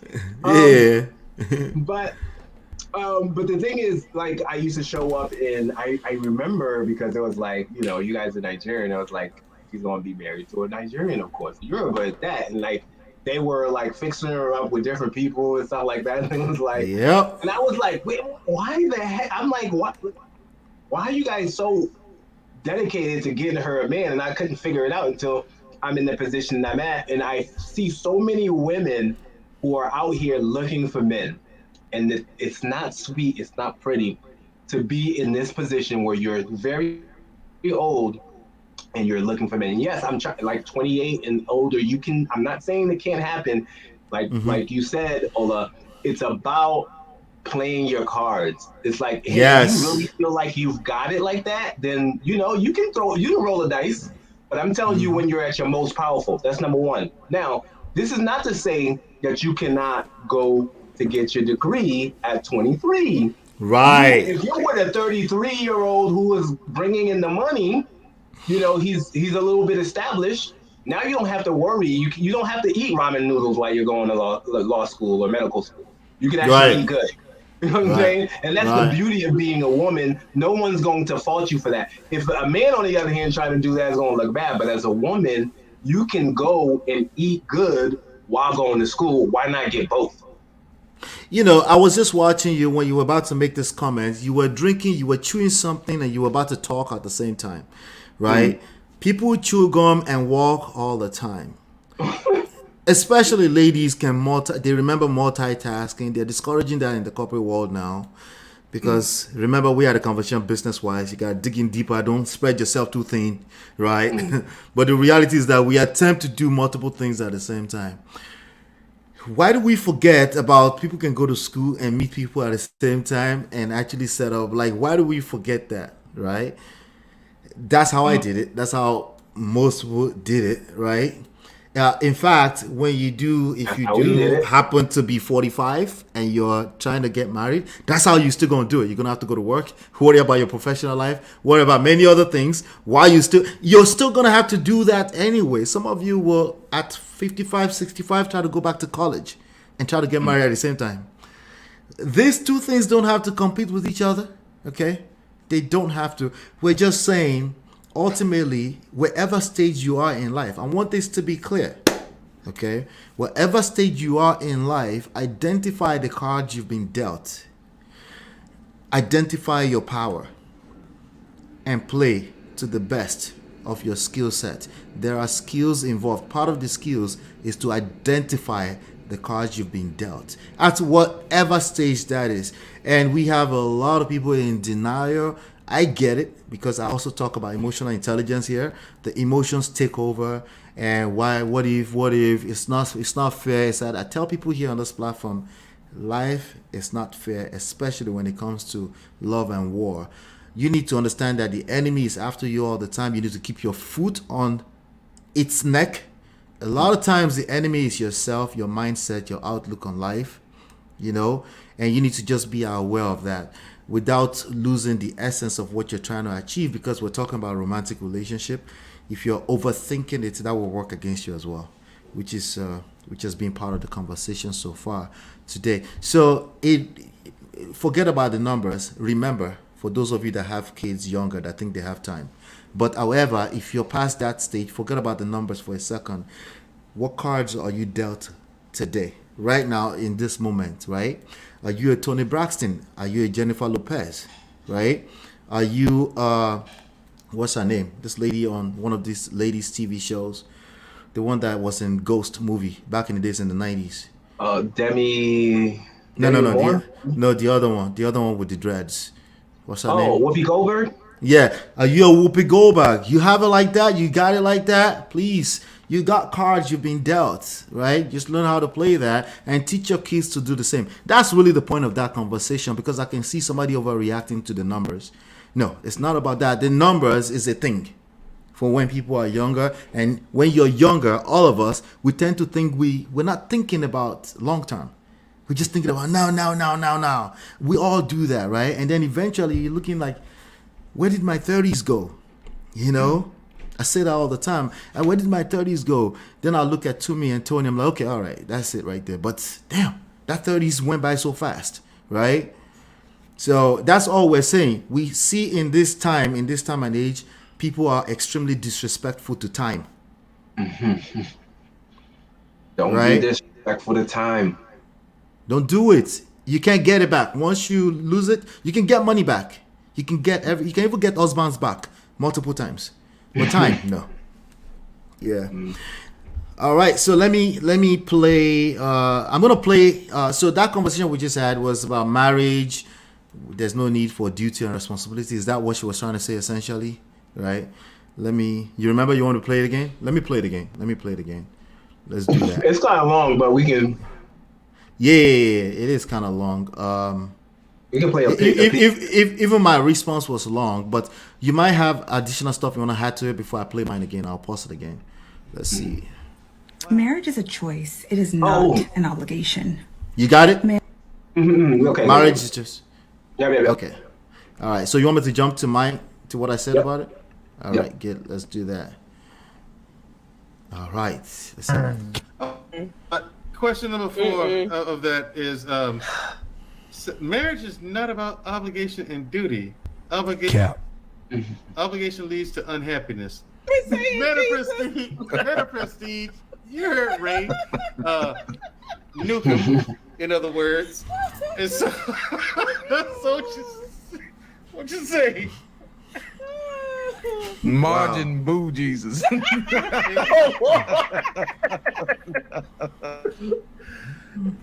Wow. Let go of God sort him out. Internet. Okay. Yeah. Marriage is not about obligation and duty. Obligation leads to unhappiness. What do you think of that? Yeah. There's nothing in life that's worthwhile that is not about obligation and duty. That's number one. There's nothing in life that's worthwhile that is not about obligation and duty. However, there's a lot of nuances to this. I would like her to tell me the rest of the story, like the rest of them. Okay, there's a story, there are context that lead to some of these talking points. You know, I personally, I'm just not a fan of blanket statements, and I think it's destroying more relationships than ever before. Because people are taking this statements, once they can find one little angle they can relate with, they're copying pasting it on their relationship. Oh, apparently I froze during this. Marriage is also not just about obligation and duty. There are human beings inside of these marriages, and emotions are playing a part. Emotions are short term as well as long term. If we're talking long term, then you have to think beyond happiness, right? If we're thinking short term, you got to understand that the short term builds up to the long terms, right? So if somehow somebody woke up one day and say they're not happy what's going on right now, your husband says he's not happy what's going on right now, you don't get to say you owe yourself happiness. I'm not responsible for that. That's not how that works. Okay, you are influential in their life, and the way you move around them or the things you do affect the state of their mind, and that can be described as happiness or sadness. And if you do enough of that, you will have a person that it's not capable of engaging obligation and duty in a marriage, and they will still be a good person. You will still What's up, Mandro? You will end up in divorce court. So as men especially, we need to start paying attention to the results we are creating. The talking points are not helping. Marriage, it's not about obligation or duty. It's a false statement on a general level by default, dead on arrival, okay? Because it's not possible. You can't talk about marriage and not talk about people, Obligation leads to unhappiness. That's not true. Obligation can lead to fulfillment. Fulfillment can become happiness, both short and long term, can become a sense of significance, validation in our society amongst people. That's part of your social intelligence. So it's absolutely lame to discount obligation and discount outrightly without telling us the rest of the story. Where exactly are you coming from? Because we missed that in that conversation. The only thing you left me to have to assume who is talking. And if I would assume who is talking, I would avoid that all the way. If that was somebody you were vetting for marriage. Once they start pushing too hard against obligation and duty, avoid that. It's not going to work. If they push too hard against happiness too, that's not going to work. That's a person that's just looking for exact science formulas for marriage and relationship. It's not going to work either. All right, that was that. All right, what do you think about what I said there? It's a handful. I think what you're saying is absolutely correct. I don't know that that's what you responded to what she was saying though. Right. Because I think if she had an opportunity, she may, I don't know for sure, maybe I'd be wrong, but I think she may have clarified and said, what she means is like pure obligation, which is how I took it. But no, I mean, with respect to what you're saying, absolutely. Like, one of the things that I've recently started saying is like, you have to be disciplined, because that's the only way you're free. Otherwise, you're a slave to your cravings and your desires, right? Like, it's not you that's making the decision; it's your cravings. That's like you're a slave to it. You have to follow whatever it tells you. Like, it's discipline and obligation, and what you're deciding is in your own interest long term as a thinking person. Now, what I want right now, what is good for me, that is when you're actually making the decision. Otherwise, you're just following whatever your cravings say. And so, I think that's what you're referring to. Like, that's what brings true happiness. And a lot of times when you're following your cravings, there's a void there. And you can't really gain true happiness from trying to fill a void that whatever it is that's there is not going to fill anyways. Right. Yeah. See, once she made an absolute, right, that marriage is not about obligation or duty, right? There's someone hearing that and they didn't even hear anything else. I know she has some context, right? But they didn't hear anything else. They're just like, I'm just going to do me. I'll do what I want, Kiki Palmer. Yeah. Like, yes. I just do what I want. Yes. That would have been a good point of conversation as well. What do you think about Kiki Palmer? Man, I just wrote recently on the when I saw her doing her little dance, like, she must really hate this guy. Like, this is what I wrote, is like, she must be pro-life, because I don't know why you're gonna have a baby with somebody you hate. Because if you don't hate him, why are you doing this then? Wait. You said pro-life? She must be pro-life. Wow. That's another angle to that. Yeah. I doubt that, but that's the confusion right there. You're spelling the confusion out, right? It's crazy. But yeah, absolutely. My first thing is like, okay, she doesn't respect this guy. Because clearly that guy is also overreacting to the fact that he's not respected because he had to run to social media to call all of us into this issue. Yeah. So that's a man who is definitely not sure of himself for whatever reason. Not necessarily his fault. It's his fault to respond that way. But whatever led to that point is definitely not something good, you know. Yeah. So so woman, because that's can you happen after that? Yeah. So Kiki Palmer listening to this lady is like, yeah, you're right. F obligations and duties. Choices. I got a choice. I don't need no man. Exactly. I got a choice, and and we can all agree that's just irresponsible at the end of the day, And I try my best to, because I do encounter people that try to discount happiness too.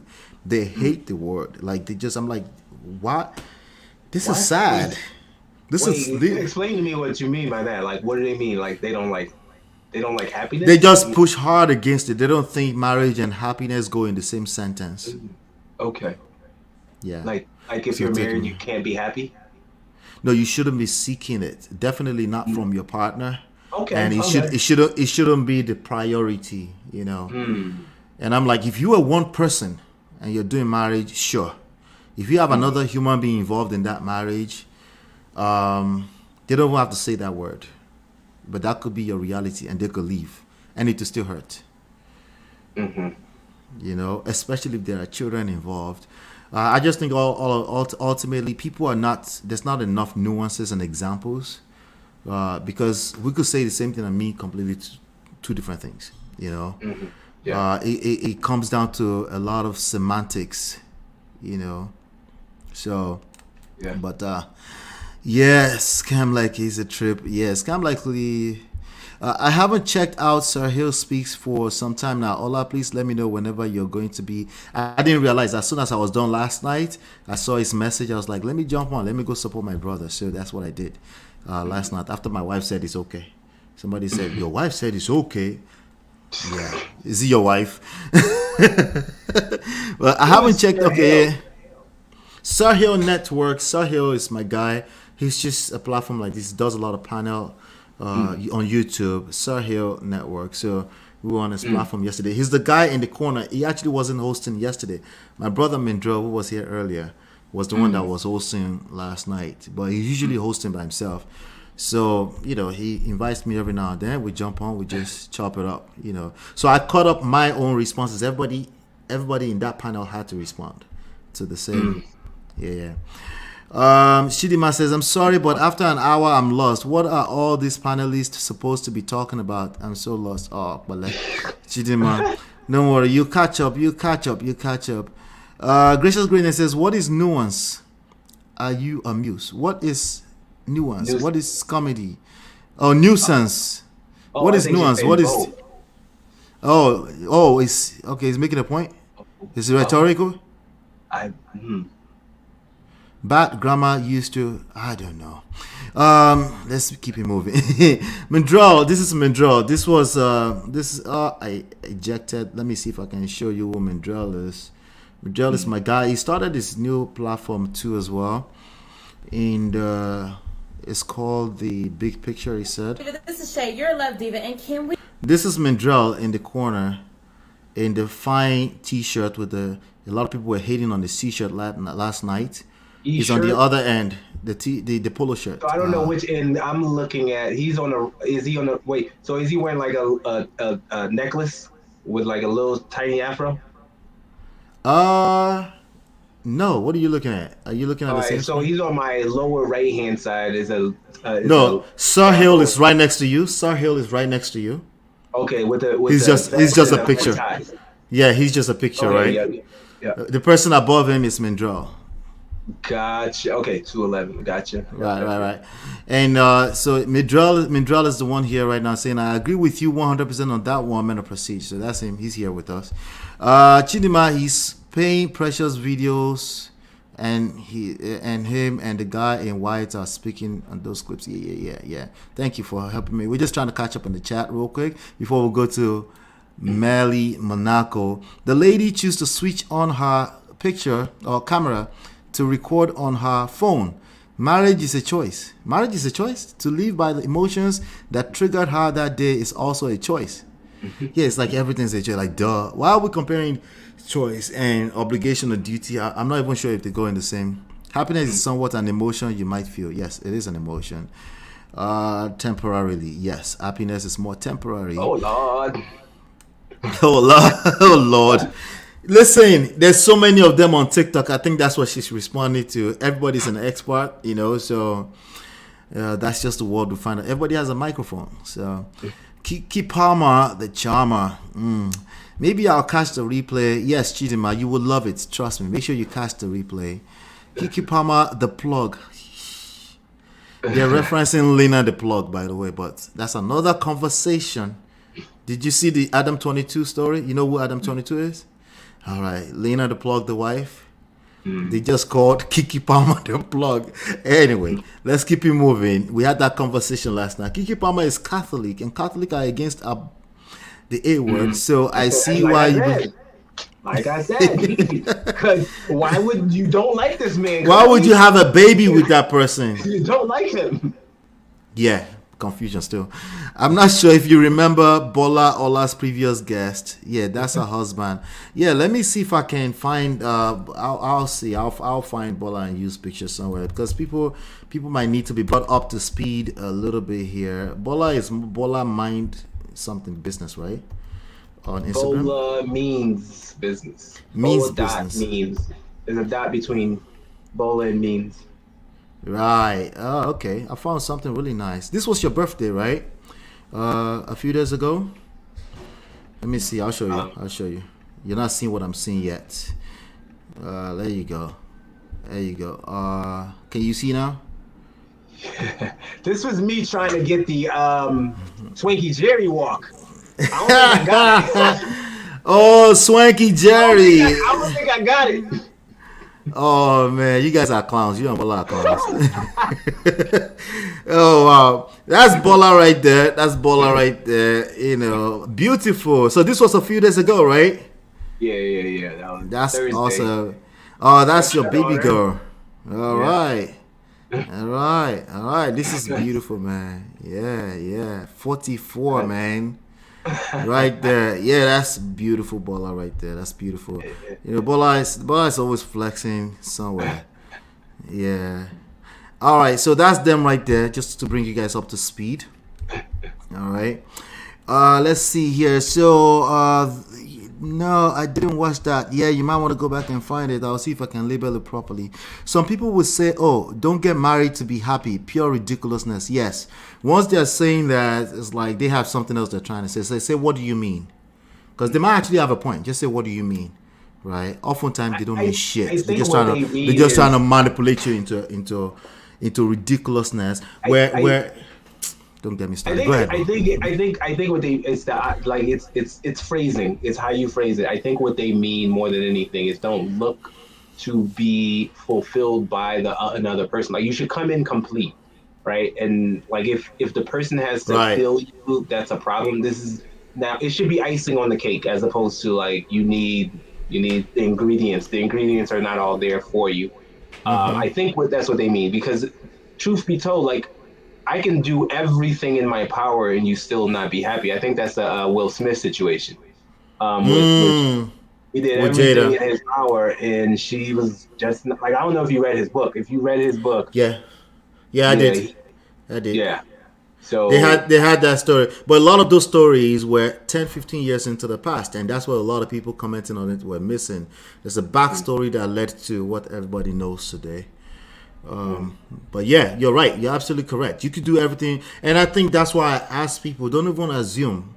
Ask them what they mean because there might be a point in there. It's true you're going to have moments that you're not happy, if you're going to run for the hills every time that happens, like, don't even do marriage. It's not worth it. You're probably better off alone. Yeah.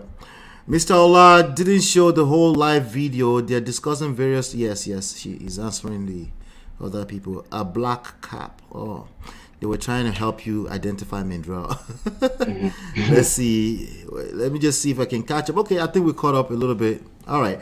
So a guy told me I complete him. Nah, I'm good. That's funny. I think he was. That's just game. His game. He was. That's just game. Yeah. Let's do this. Out of what's that one? Jerry Maguire. You complete me. Yeah, I think that was just game. But clearly it wasn't working. It didn't work for her. I'm sorry. Listen, I think we might have one more floating around. Let me see. Talk about the Mama's Boys for just 1 second. No, that was me showing you Mindrell. Let me remove it from the studio. There you go. Let's go to Melly Monaco. Some of you are here to learn how to keep a man forever and ever and ever. Let's do that right now. He will never leave you. We start with head in the morning, every fucking morning. Ladies, this is how you treat your man, so he will never leave you. We start with head in the morning, every fucking morning. This is not too much. I know you can do it. You want to make sure that when your man leaves the house, he's stress-free, because you know he's going out in the world and we don't know what the fuck is going to happen. So his stress level needs to be very low. Before he leaves, make sure you cook him some breakfast. It's not difficult, it's fucking breakfast. Once he's out in the world, make sure you're not calling him all day.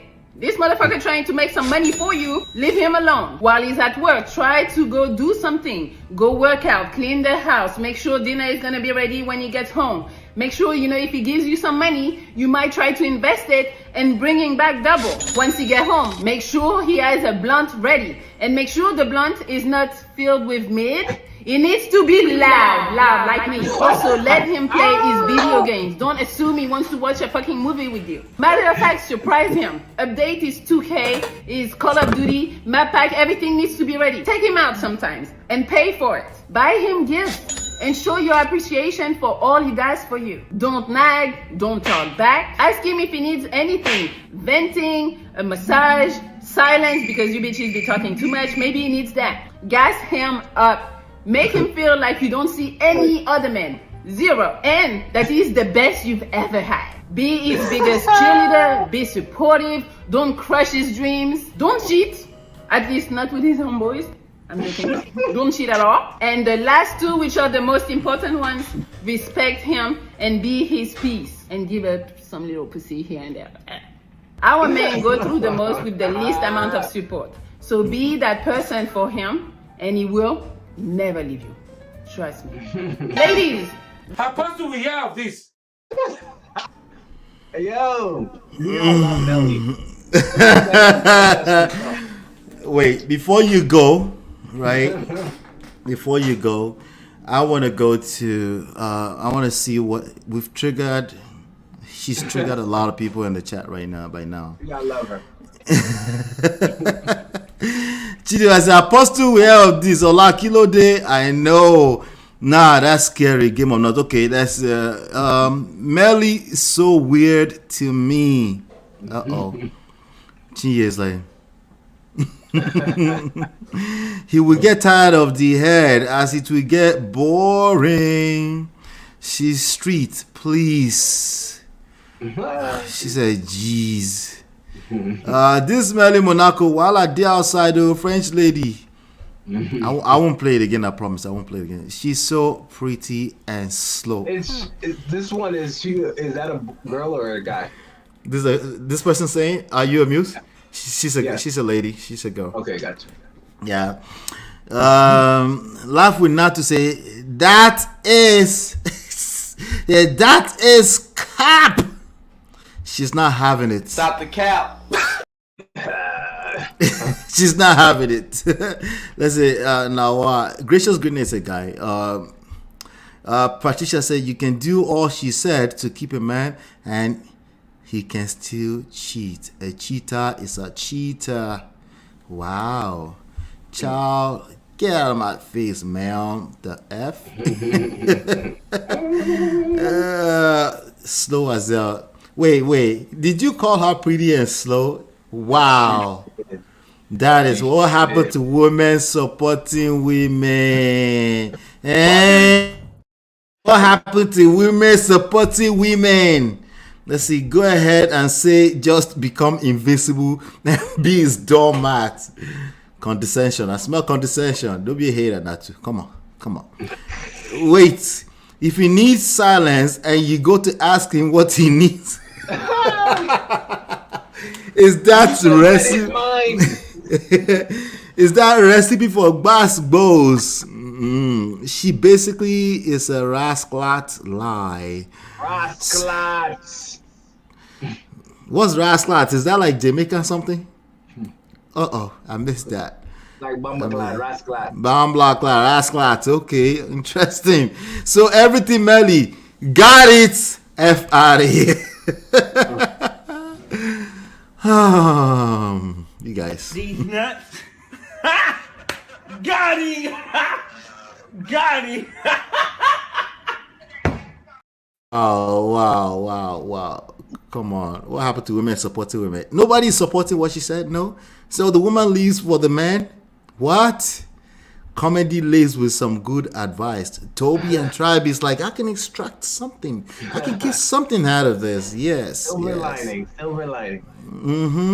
Melly won't collect person's husband. Woto. Hey.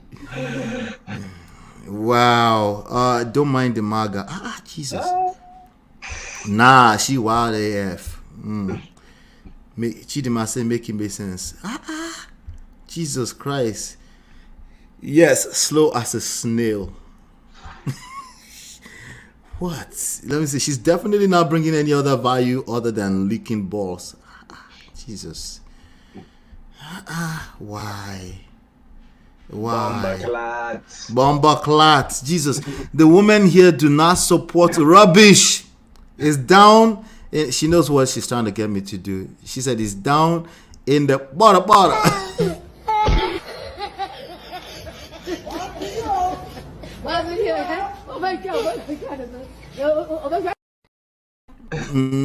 Honestly, it's one of the ways to support women so that women can do better. Honesty is the way to support women so that, reverse psychology, I guess. All right. I don't support foolishness. At least I can flow with this part of the show. Tell Melly to come to UK. Gracious greatness. You go do all right. She go find good person. Wahala. All right. Yes. Let's do that. She's French. She's not too far. You said what? She's French. She's not too far. But she's in the US, right? She goes back and forth. I think one of her posts, she was like with her, because I follow her. She was with her mom in Paris. In Paris, okay. Recently. That's easy to go back and forth from Paris. Should be easy, pretty easy. All right. So now she's a hell of an influencer. Okay, I can learn marketing from her. There's something she's doing right that I can learn from. But maybe that's why. And I can't be too extreme. Maybe I can push small. Tell everybody that it's all going to end tomorrow. Right? Let's see. So here's what I want to do. I want to show them what you said first, and I want you to elaborate on what you mean by that, because honestly, everybody was going mad. You know what? I think it's actually better that I do this. Let me see. Before I go to what you said, you're not in a rush or anything like that, right? I didn't even check with you. Pardon my. I'm good. I don't have anything going. Although my bedtime is 9:30, so. Oh, okay. I feel you on that. You can respect that. Let's see. Man of Prestige. I think I saved it. Let's hope I saved it. Because people's comments were hilarious. I actually think you got a response or two, right? Did you? On your comment? I got one woman who was like something like, this is it. Something like that. Yeah, okay. Melly Monaco. I gotta find it. Let's see. Melly Melly Monaco. Melly is fine as well. Let's be honest. She's pretty. She's pretty. Okay. She's not fine as well. She's just pretty. Get that. Let's see. Let's see. Let me see if I can find that. I think what she's got going for her is seems like she's really down to earth. Yes. And I think that's a big deal, right? Trying to play. Yeah. That's a big deal. That's a big deal. Mm-hmm. Yeah. Let's see. Okay. Let's see this. Make it bigger so we can see ourselves. Okay, there you go. All right. So let me find that video. Ladies, is this it right here? Definitely accentuating the breast. You can tell that. Every time. She knows exactly what she's doing. She knows exactly what she's doing, and she's playing ball. Love it. Let me see if I can find that post. Okay, I think this might be it. Just leave this here and walk away. No, that's not it. Let's see. Let me see if I can find it like this. Men are afraid. I'm a do wifey. Women, F me. Men should pay for what? A lot of crazy advice. Stop showing men respect. What? Oh, interesting. Yep, women hate men with receding airlines. Hey, damn. Somebody just got triggered. My husband has receding airline. Where is it? Mine receded. It's not receding anymore. What happened? What did you do? I mean, this is probably as much as it goes. You know what I'm saying? I mean, it used to be more than this, but now it got to here and stop. Oh, okay, because Shola started getting some receding airlines too. But they have I think thing called keeps or hymns or whatever. You could try to use that sometimes to help regrow it. It will actually regrow it? Mm-hmm. For some men, like it doesn't work on everybody. Here we go. I just saw it. Yeah. Oh, you saw it? This one? It's not this one. I don't think. No, it's not. This is something else entirely. This is something about pussy prints. I just. Oh, you did? Let me go back. Yeah, right there. Oh no, that's not it. Maybe I commented on another one. Here's some. That's okay. The one okay, that's the paying for pussy one. Okay, that's a different one entirely. Let's see. Okay, so that's probably more recent, right? Which one? The paying for pussy one? Or no, the one that we're talking about is more recent than the. Oh, it's actually more recent. Okay, let me see. Let me take a closer look at what that looked like. Okay, she's wearing like a tank top. I should be able to find it now. Let's see. Not that one. Not that one. Not that one. Not that one. She has. I think it's this one. Yeah, this is the one. Okay. All right. Okay. So your comment right there. So before we get into your comment right there, I'm trying to look at some of this comments. Somebody said, "But how come she don't got a man though?" Eesh. Women supporting women in the mud. Jesus Christ. Say, Melly, how many of these guidelines do you abide by? I'm just curious to your type. What about? I remember that one. She was like, I don't do anything. I don't say anything that I don't do. That's what she said. Oh, okay. She said, what about head while playing 2K and piffing? What's that, piffing? Puffing or demi puffing? Yeah. I don't play a game or puff either. Again. Let's see. Nah, I don't want a man then. Too much work. Okay. This is a person with a... Okay, so there's a guy here. This is what I wanted to read. A lot of the guys, obviously, a lot of guys follow her just to see her chest, I'm guessing. But this video deserves an award. If more women did this, they would have happiness beyond the wildest beliefs. You just described my girl, and I don't have any desire to be with another woman, unless it's a threesome. Stop the cap. Yeah, that's cap. That's cap. That's cap. But let's do this. I wanna share this. Okay, this was your comment, and then we can elaborate on it, right?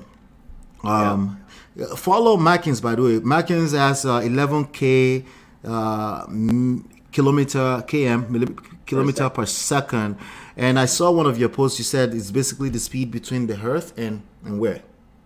So it's known as the escape velocity. It is the speed at which an object must move to escape Earth's gravity. And so, and I have to definitely get on your level and start, doing a lot more posting. But the idea is, I want to teach people, particularly men, what they have to do to overcome the things that hold them down, which is, I'm making a metaphor to gravity, the things that hold you down, so that you can Right. soar and reach your goals and things like that. So that's the kind of thing Right. I want to start getting into. Right. Right. All right. So let's do this. Somebody's already reading it. Somebody said, I think it's just Jay. She said that part, trolling or pandering. She's already reading it. All right. So you said, okay, so I love this for us men. Like, who wouldn't love this? Like, duh, right? But I know Melly must either be trolling or pandering. First off, most ninjas ain't worth this because they ain't about their ish. So the first thing is to choose wisely. Assuming you've done that and you have a true king, this is good. But it is not what guarantees a man stays because, believe it or not, men are very similar when it comes to what we want, and that is simply we want what we can't have. When I read them, like, this guy, even if you're with someone, it doesn't mean you've got them emotionally, mentally, and spiritually, and then the pursuit is never ending. That's why men need to have a passion about you meant about, right?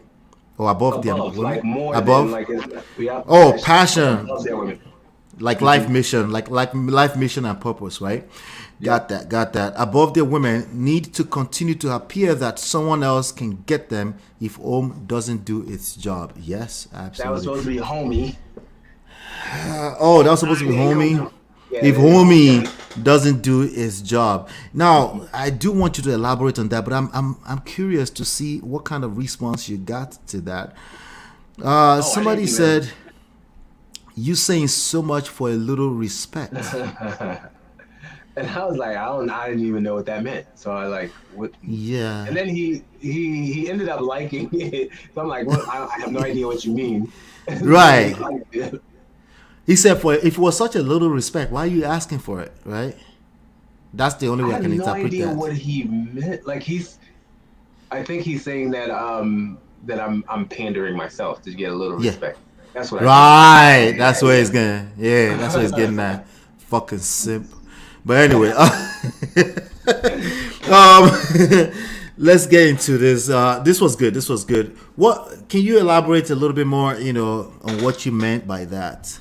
All right. So let's start with choosing first, and I think that's the key here, and we'll come back to that. First and foremost, it's about the choice. And the fact is that women, since time indefinite, you guys have the choice because you are the object of desire, right? Men want women, and so you get to choose, and that's why, like, if you look throughout history, we have more female ancestors than we have male ancestors because there are a lot of men who are celibate. They did not get to procreate because women will choose the top male. So you have men who have multiple different wives because women choose that. All right, and so you get to choose. That's number one. And then we'll go into what that means as far as like actually getting them to stay.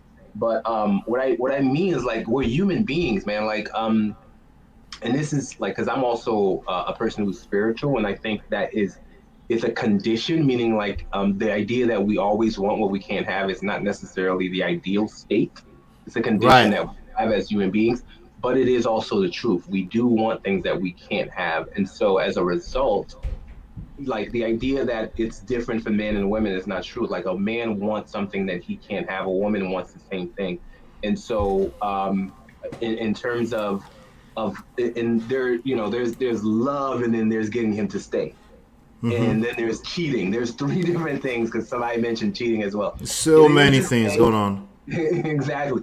Getting them to stay in love and cheating, two separate things. Getting them you can have somebody who loves you, like you were saying, and still cheats. Like, you can do all of those things and still cheat. And somebody also said that he'll get bored if you do all of those things. Absolutely true. You've just now made yourself irrelevant because, like, people will take advantage of something they don't have to work for in every case. This is why you make people pay for any kind of thing that they're getting into, because if there is nothing in it, if they just get it for free, they'll take advantage of it. And Absolutely. So if you do what Melly says, because she really is not in support of women on this one. If you do what Melly says, you are guaranteeing that this man will not give a shit about you anymore. You have just given away your power.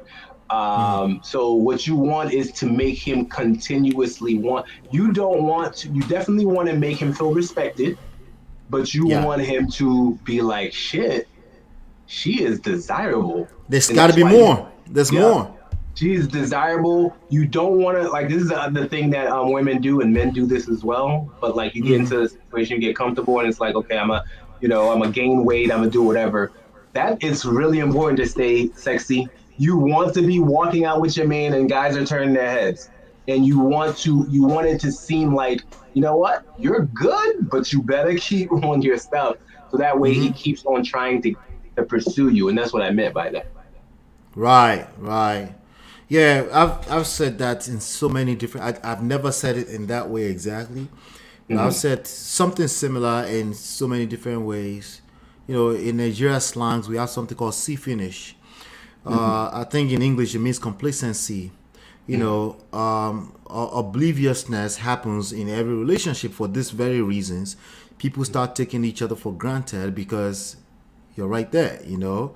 Regardless of how much of those things that she said on the list you're taking care of, it's gonna happen. And you know, I think it's more so about being aware of that.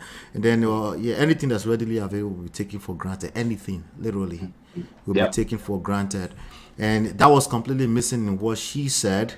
A lot of women are not doing anything close to what she said. Maybe that's where she's driving at. Like, maybe try 10% of what's on this list. Maybe you could keep a man. Right? Maybe just 10%. Do you think she was probably alluding to that? No, that is 10%. I honestly think that she is either slow, like somebody said, or she's literally like doing it for clicks.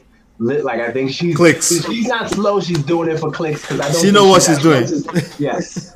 She knows who is watching her breast. Right. She knows her audience. You know what I'm saying? This is how you. Yeah. She know what she knows exactly what she like. Yeah. Don't look over here. Just listen to what I'm saying. Exactly. Don't look here. Okay. Right. But truth be told, I like you. A woman, in terms of keeping, because I think there are two different things. Like, the man is in love with you, right? Keeping him and him not cheating. Keeping him and him not cheating are both a decision on who you choose. You can never make a man do one of those things. A man will be in love with you and still cheat if the opportunity presents itself. Okay, and because we are not. We're talk about transactions. For a lot of men, it's a transaction. Listen, this is an activity. It's fun. That's what I'm doing. I'm not trying to do anything else. Or like, oh shoot, I just, like, some women will say, you know what hall pass do I get? Like, if it's a celebrity, who do I get to smash? You know, for men, it's like the hall pass needs to be for any girl who's attractive. Oh shit. That's a hall pass. That's what they want. It doesn't have to be a celebrity. For you, it has to be. For them, it's just good-looking girl. Right. Presents itself. And so, but you do get the rare man who has made a decision with himself. This is not what I do. That's a very rare man, number one. Number two, for the most part, the people who you'll get is especially if he's a man who most women like, which means like he has options. Right. Women want guys to have options, but they want him not to exercise those options, right? Yes. Pay attention. Say that again. Pay attention. Women want as options, but don't exercise the options. They don't exercise the options. That's few and far in between, because you're putting all that pressure, all that temptation. You're saying don't do it. So if you've picked that man who has options, he's likely going to exercise it, unless, of course, he's gotten to the point when he is old and he understands the baggage that comes with that. Yes. When the baggage that comes with that is because he knows, okay, this woman is not just going to smash. She probably wants some money. She probably wants my time. Yep. I ain't got time for all of that. Like now he's like, I'm not gonna put myself in those positions. Yes. But now if he got a girl who's like, listen, I just want to smash, he's probably gonna do it. But those opportunities, if he is not a celebrity, are going to be few and far in between. So you'll be safe for the most part. But you still gotta choose that, but there's nothing you can do to get that kind of man. If you chose a man who's out there in these streets and he hasn't decided to grow up, then good luck to you. Or here's the last thing I want to say on this. You can have two types of men. One who would not exercise or would not go through the trouble, in which case you have a man who is probably respectful if he steps out, meaning he's not going to have you all, DeVito out, like having kids. Right. Or you can have somebody who doesn't give a shit. Now that's your choice as well. Like he's just embarrassing you left and right.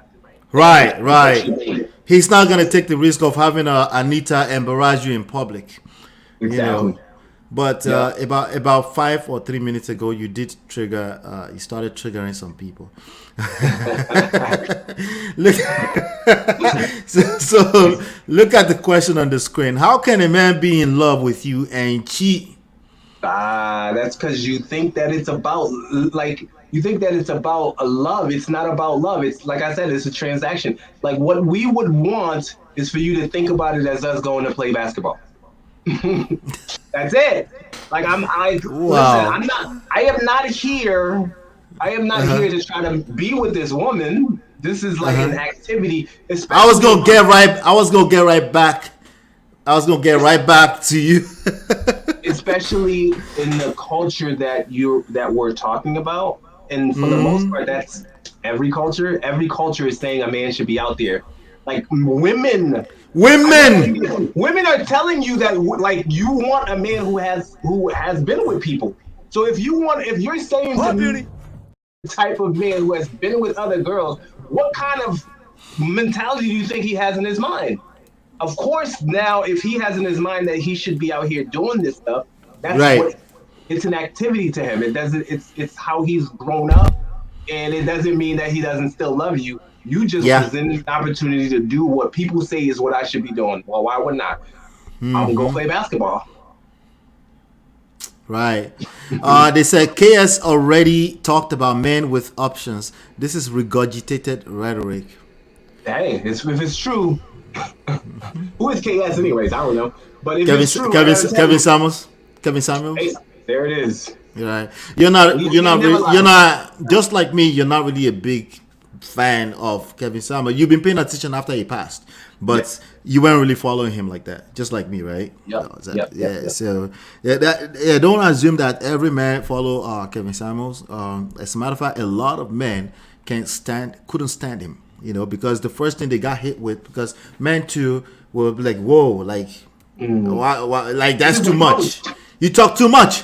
Yeah. Right. But the reason why these people got big is because there's truth in what they're saying. Yep. Someone can relate to what they're saying or be triggered. You're only triggered by what somebody is saying because there's elements of truth in it. Yep. He ain't never lied. I mean, I think his real problem after I started to listen to him is that he was abrasive and harsh. It was like, what was the purpose of that? Like, I can have. It was just rude. It was just rude. Yeah. Like why? Right. So yeah, it's not exactly regurgitated. I guess you can see it that way. But the point here is that I think something I could add to what you just said is that if a woman says, "Can men conceive that a woman can be in love with them and cheat?"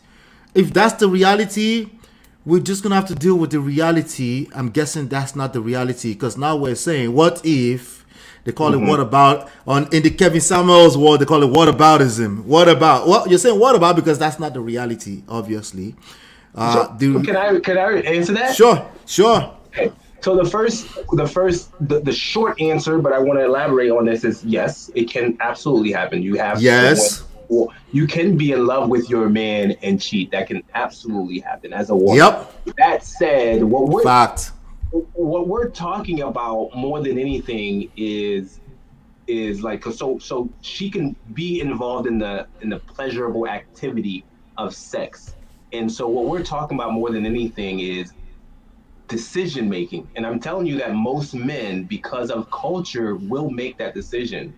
And because of, I mean, culture and amongst Good point. other things. But Good point. Because culture is not made up of just men. It's not just men who are saying we're just gonna do it. It's literally women in support of this thing that has become culture over thousands upon thousands of times. It's accepted by them. The moment women stop accepting this, right? And it's completely worldwide accepted in society, it will stop.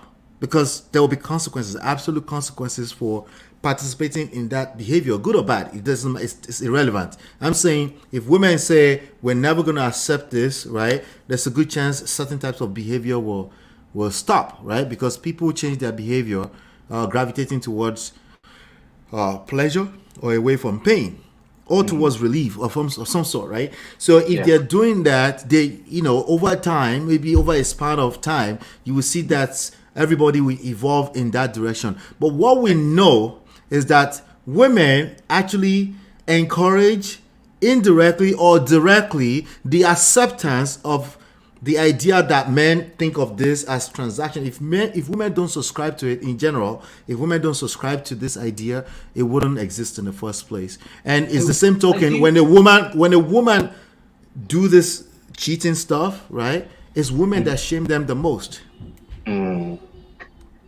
Right? Yeah, it's really about, that's exactly right. Like a man who 9 times out of 10, a man who a woman who does that to a man is probably going to leave. Why? Because society looks really poorly upon that. That's the opposite for a man. Like you literally have men with multiple different baby daddies and baby mamas, and that's completely fine. You still got people coming in. You have like the celebrities who are out there got women jumping on their backs even though they know they're married. Like women don't care that that's happening. In fact, they're completely okay with it.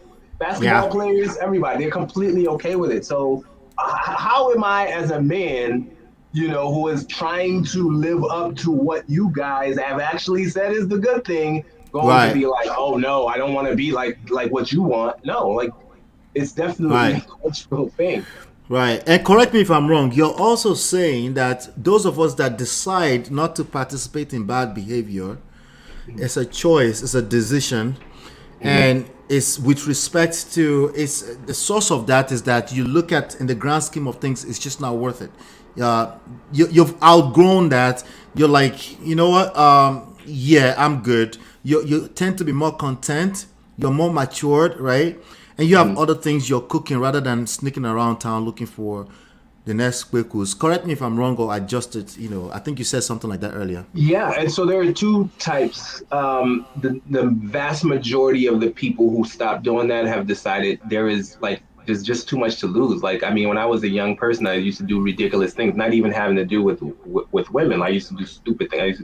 But then it's kind of like, not only is there too much to lose with everything that I have, you're also in a position where you also, like, I'm not a child anymore where, women are just looking to be with somebody who's nice and cute and hot. Like women now is like, oh, okay, I want, like, you would want a whole bunch, like it comes with a lot of baggage, and guys are like, I'm not interested in doing all of that to be with, I've had enough of that to not necessarily want that. So there is that group, and I think that's the vast majority. But then there are some groups who have just also said, this is just not me. Like, I don't do that. Like, that's just an identity. Yeah. And that can exist as well. I'm just telling you what reality is. I'm not telling you what it should be. It's natural or should be. I'm just telling you, how it is. Right. Exactly. Right. It's a tough conversation, and we are probably we're probably going to give the best softest landing on this ever. If you go into other platforms, they're extremely gruesome with it. They don't care. So, but I think it's good to have the conversation because, again, to the point you made earlier, when you choose a man who is wholesome, right, who is heading in the right direction, it's not perfect. In fact, I think perfect is a red flag. It's not perfect. It's not just thinking because he walks a straight line. Serial killer.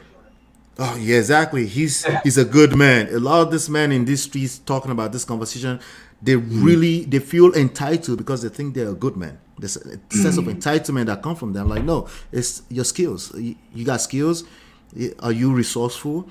Do you know how to gauge can you make decisions? Can you be because a woman will still choose a good decision maker over a guy who walk a straight line and he can't figure. It's not sure of himself. They will always pick feeling safer and feeling secure and feeling loved over everything else you might want to label as good. And so it makes sense to me that even women will say, but how can you comprehend that? Like, trust me, let's just leave that conversation right there. Just if you have a good man, just like if we are good women too, just appreciate your relationships and nurture them, because these people are not God and they can fall. And including women, like Chidima said, they can fall. Like, it could be events in life that happen within a short period of time, and they can use that moment. The devil can use that moment to destroy everything you guys cooked, just because people got caught up in their moments. I mean, look at the Kiki Palmer situation. I think there's I think there might be some sort of vindictive move in not putting that dress on. They had issues going on, and she's like, I'm gonna do what I want. I'm gonna do what I want. And women do a lot of that. They do a lot of vindictive move that can literally destroy them just because of a moment of feeling a certain type of way. Yeah. And holistically, she's probably not that type of person. A lot of people defended her that this is not that girl. She doesn't even do that much. She doesn't dress like that typically. Well, she had a moment. The boyfriend went on Twitter and decided to run his mouth. That was a wrong move.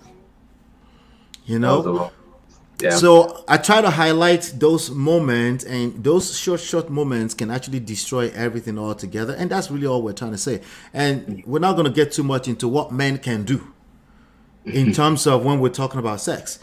It's not the same thing. Stop trying to interpret it with the lens of a woman. Just leave the conversation alone. If you want a man, you want a man. It's okay. It's simple. But the other extreme is Auntie Melly Monaco. That's the other extreme. And I think you gave some really good advice there, which is, hey, listen, just keep things spicy as much as you can, and don't overwhelm yourself with this obsession that I'm the one that will make another person happy. It's too much. You're going to overwhelm yourself. Essentially, that's what I'm getting from your statements. Yeah. And if you want to wake up in the morning and take care of him too, there's nothing wrong with that. We're just saying that doesn't guarantee anything. Let me see. I wouldn't listen to that angry auntie KS. She sees sign language. See, they're shaming him. It's not even here no longer. I'm not arguing that they have options. It's the promotion of the fact that this man lacks self-control. Yeah, it's not relevant. It's not relevant. That's another conversation for another day. Okay. Yeah, self-control. Nah, it's not relevant. Okay, because for human beings participate in bad behaviors, are you going to be questioning self-control every time you see that?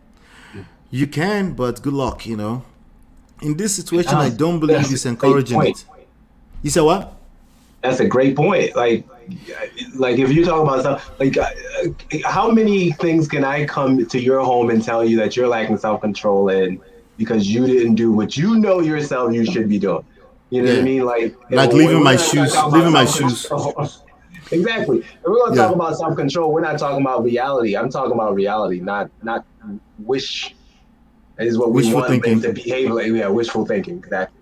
Yeah. Let's see. Oh Lord, they're shaming chaos now. Jesus Christ. Yes, Uncle here did talk about men that respect their women versus Davido types. Yeah, respect. When you get into that space as a grown man, you start respecting. If you're lucky enough to be there and your woman has not left you yet, right? That's a beautiful thing if you have that man. He's refined. He knows it's not just doing it just because he wants to appease you. He's doing it because there's a deep-rooted reason why he's the man that you love today. You know, eventually that's what you're looking for, and some of you are trying to produce that man like immediately, right? That's not reality. I'm sorry. Yeah. Even if he gets married at 50, he starts at ground zero like the rest of us. Okay? Because he doesn't know what he doesn't know. And it has nothing to do with self-control. And we're not talking about cheating. We're talking about everything. He seemed up here talking about fragrances and fashion. Like this, he talked about chaos. Hey, Ola, did you see the actor Johnny Hill's situation? No, I haven't seen that. I will catch up. Oh, yeah, I saw that. You did? Yeah. Let's see. Unfortunately, women are the biggest upholders of patriarchy. Here we go. Somebody's Toby. Shout out to Toby. She gets what we're saying. Chidima said, that is true, Ola. So in a different society where there are consequences, maybe in Jupiter, the same men with options will operate differently. These are human beings. That's what we're saying. Right? Human beings will do all of the wrong things when they feel right. This is it. We can't listen. You can try to fight reality, or you can understand it and then benefit from that understanding. So, you know, the question for you is, you know, which man are you going to pick? Because the thing is, like I said again, if you want a man with options, you can go get one. But he's probably going to exercise those options because it's very difficult for human beings in general to fight temptation, right? Now, if you can also decide you're going to choose a man who's like a little needy, like he's a, you know, involuntary celibate. Yeah. You can choose that too, that he's probably not going to be able to do anything else. So that's up to you. Yeah, and that's a function of so many things. He doesn't know what he doesn't know. He's confused. He doesn't know if he's going to make you happy. He's confused, and when the man is not sure of himself, that's a great question right here. How do you detect a cheater in a dating phase? Yeah, what do you think? So again, you know, if he like, it's your choice. You know, a lot of times you guys are attracted to those men who are like, because the reason why they are who they are, they're charming. They speak in a way that's going to have you excited about it, and that's what women like: excitement. Somebody who is sure of themselves. They tend to be because they've had track record of success. Now, that's number one thing. The other thing that you're going to look for, though, is, I would say, if he is constantly going out with his friends and he's not taking you with him. I think that's a big red flag. You can't really ever tell. Like I said, there are a lot of people who, you know, you get to a stage of maturity where now it's just too much trouble, and so sometimes you just gotta wait for them to mature. But you know, but even then, like to see whether or not he really wants you. So he may still do his thing, but he wants to be with you. Is whether he's taking you out with him when you go out to the clubs or whatever the case may be, or he's like, I gotta go out. And leaving you at home. If he's leaving you at home, he wants to be out here doing his thing. But if he's willing to take you, then he's taking you seriously. He's introducing you to the friends, like, and there's not like, because it's a strong possibility that when he goes out with his friends, if he's out here doing whatever he's doing, like, those girls might show up and pop up. If he's okay with them popping up, that means he's got nothing to hide. But if he's like, he's gotta hide you in the corner, then he's got something to hide. So that's what you would look for, is he taking you out to you know, places where he might go with his friends and girls might be around. Absolutely. I agree with that. That's a good tip right there. It should there's a man who is deliberately trying to have his cake and eat it too. Like he would just rather keep you at home and stuff. There's a man who also he actually is deliberately not trying to be exposed to the options, right? Like deliberately, it's like, I'd rather have my girl with me. If I don't have my girl with me and something presents itself, the society, culture, social construct will not castigate him, including women, if he exercises stupid options. He can lose everything, but if he deems it in a moment that nobody will find out, he might choose to take that option, particularly because there's no shaming that's tagged onto that at the society level, right? But if he's intentional intentionally saying, no, let's go, like, come out with me, and he's doing that on a consistent basis, like he has nothing to hide. He's not running into the bathroom with his phone, or run out of the bathroom with soap in his head and say, oh shit, my phone. Like, if you're not seeing stuff like that, I would just take my mind off of cheating, because you're probably going to attract what you fear the most. If he's not giving you a reason to doubt him, I would just chill on that, and then watch what kind of content you're watching, because a lot of content are about cheating, and what you focus on expands. It becomes your reality, even if it's not tangibly. So you got to be careful with that, you know. But to put the answer more precisely, if he's proud of showing you off, and he can't wait to take you out on all this kind of, and he's putting that effort in, appreciate that effort and let that effort expand. And if you take your focus off of that and you put it on, let me find out if he's cheating, you will attract what you fear the most, even if it's not so tangibly, you know. Yep. Let's see. I refuse to take responsibility for the action. No, wait. Chindima says, guys, I understand what you're saying, and I agree that our choice as women determines our consequences. Yep, right there. Very true. Let's see. I agree 100%. And even men without options cheat. I will exercise that. A man without options that's cheating, I don't want to say that's your fault. There are other signs that show that this is a very useless man. Like, there's just too much going on there. It's just so much going on there. He's reckless. It could be a function of the society too. Like, for example, in Lagos, in Nigeria, in that society, everybody kind of like. Who is he cheating with though? If he has no options, who's? Yeah, it's like an oxymoron. Yeah, it's. Yeah. Like, what do you mean? It's not like girls are just coming in and being like, oh, come in, you know, like for a person without options. Like, women don't just. Yeah, maybe she can elaborate. Yeah, maybe she can elaborate. Is he spending all your money at strip clubs? That's why I said this problem is larger than cheating. If we have a man without option and is cheating, the problem is not just cheating. This problem is much larger, and that problem includes you, because why are you in that situation? Right? Why are you in that situation?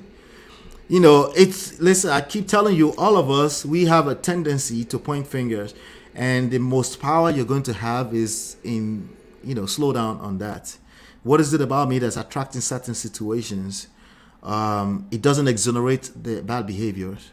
It doesn't. It just gives you power, so you can move accordingly and stop depending on other human beings to determine your world, you know.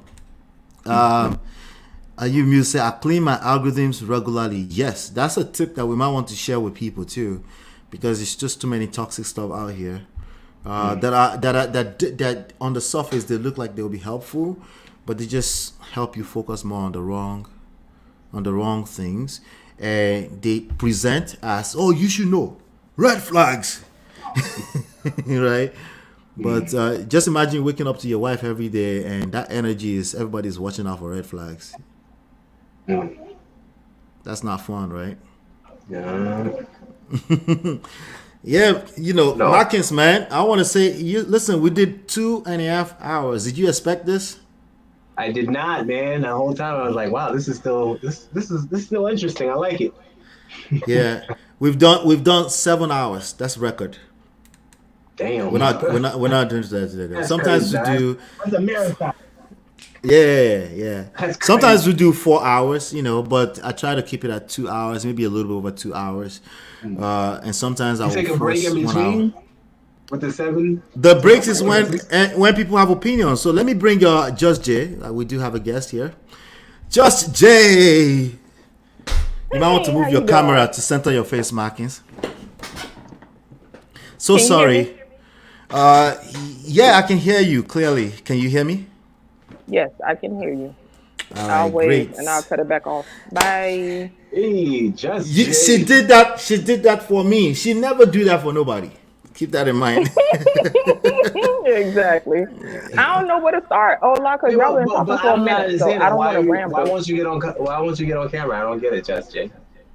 I'm just weird like that sometimes. No, You're shy? I don't know. Ola could tell you if I'm shy or not. Is she shy, Ola? You on mute, Ola. No, she's not shy. She's been dragging the whole manosphere for like 5 years straight. There it you is. alive? Oh, God. No. I ain't even deep in the mindset like that. It was just, I came to the space, to the black spaces, like, looking for a sense of community, looking to connect, and lo and behold, they just arguing about the same crap every day. And I kind of got sick of it because I'm one of them people like, no, you're not going to attack me. Like, why? Because I'm a single mother? No, we're not doing that. So, yeah.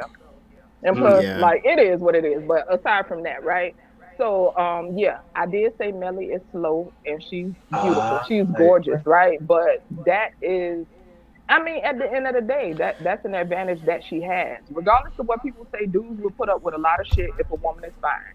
At the end of the day, she can do that, but regular chicks that ain't really out there like that, and really have that eye to catch people. And that doesn't mean that anybody is any less, right? But by conventional beauty standards, right, she would be up there. So. Yeah. What I've seen is dudes put up with crap from females like that. Do I feel sorry for them? No, but that's neither here nor there. She's beautiful. Aside from that, at the end of the day, a woman could swing from the chandelier on top of the D. That's not going to keep a man in the house. You know what I'm saying? Yeah, her advice is just, I don't know, unless it's for women of her caliber. But like you said, Ola, it's about marketing. Like, she got the marketing game on lock. You know what I'm saying? And so I have to keep that in mind. I just can't show chest, though. That's all.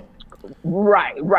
So I do get annoyed with, a lot of the narratives that go on, but I do have to keep in mind that people do stuff for clicks and views, They do. I tried to make some notes because, I can't focus. The transactional thing, what we were talking about earlier, y'all pretty much covered it. And I do believe that that's what it's about. It's about an exchange.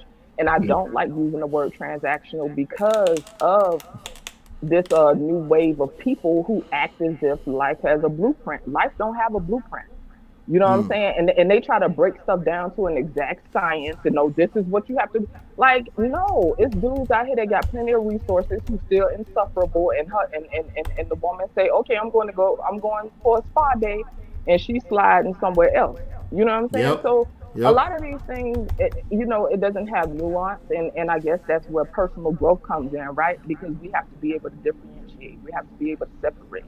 We have to also understand when we're projecting or when we're being triggered. Like, I'm aware of my biases, you know what I'm saying? And so I think it's important to keep those things in mind, because I could tell somebody straight up, okay, well, I'm a little biased because, that's a little triggering, so I don't even want to hear it, And as far as Chaos, I wasn't trying to shame him. You know me, Ola. I deal with energy. If your energy is funky, I don't want to deal with you. Chaos energy was just too nasty for me. I ain't dealing with that diva stuff. And you ain't going to tell me you helping me and you attacking me. That's like you stepping on my pinky toe, telling me that you're trying to help me stand up. No, thank you. So, I'm good off of that. But, we all expect something in return, right? So, like, even when y'all were saying earlier, like, if you really love somebody and you there simply because you love them, there's still an exchange, right? We still have an expectation. Even if it's an unspoken expectation, we still expect something. And usually that is for them to express love in whatever language we can appreciate that in, right? But we still have we still have an expectation. And so that's what I mean by transactional. I don't like using the word because it takes away from the humanness. You know what I'm saying? And this is where we get into them conversations about, oh, you gonna go buy that car? They got 150,000 miles on it, or you gonna go get a new car? Y'all know how these guys talk, and I don't know, maybe y'all think that in y'all head too, but I ain't gonna mess with y'all too much right now. What else? I don't remember what else you was covering. Do you have 150,000 miles on it is like what? Is that about how many times she's been with another man? Well, some of the guys in these spaces compare women to cars. You know what I'm saying? And so I guess, and so I guess that would be akin to, the mileage. It would also be akin to different factors. They would say they would say, well, if you go to a BMW lot and there's a 50% chance that it will break down before the end of the lifespan, would you buy the BMW? Yeah, that's in the case of if there's a 50% chance that women are gonna 80% of the time initiate divorce, why would you want to go into that marriage, right? So it's like, the answer to this question. You still want her, don't you? And you already know how that goes. They still gonna go for it. You still want her, right? You're right. If it was BMW, you wouldn't. Right. But yeah, as far as the transactional thing, that was my whole point. It's just about reciprocation. Yeah. We all expect something, and that's like some people be like, "Oh, I just did it out of the goodness of my heart," which is true, right? But we still have a payoff. You know what I'm saying? There's still a payoff, even if it's the idea of us contributing into something worthwhile, or putting into something outside of ourselves, bigger than ourselves. Like there's still a payoff. So as far as the age thing that y'all covered, I get what he was saying about he would want his daughters to date someone older. I do get it in some regards. But as y'all know, everything is subjective, right? It's layers to things. I think that some people do well growing together, right? Because like you say, you and your wife been together since y'all was teens. Like some people are able to get it out the mud and grow together. Some people have to do their work by themselves. You know what I'm saying? Until they're able to come together with somebody. I think it's great when people can grow together, because when you're in a situation with another person, that's when you're really tested on what you think you know, right? That's like me sitting up here talking, sounding like I got answers. But until I'm in an active relationship and my issues are triggered, that's when it's really gonna show up. Okay, you really built like that? You really about that life? So, and as far as the American thing, I was joking. I done had a couple Haitian boyfriends. Like, they mothers adore me, you know what I'm saying? And honestly, it's funny, right? Because when you were talking about the whole mother thing, Haitian moms crazy about their sons. Like, they listen, they don't play about their sons. Oh my God, it is crazy. But all of the two guys I dated, their moms were sweet. One I dated in high school, and it was funny because he introduced me to her, and she said, "Oh, what is your name?" I say, "Jennifer." "Oh, Jennifer. Oh, you dating my son?" I say, "Yes, yes, ma'am." You sound, Okay, you got the accent down. I don't know Kisa, you Kisa, Kisa. Okay, so listen, right?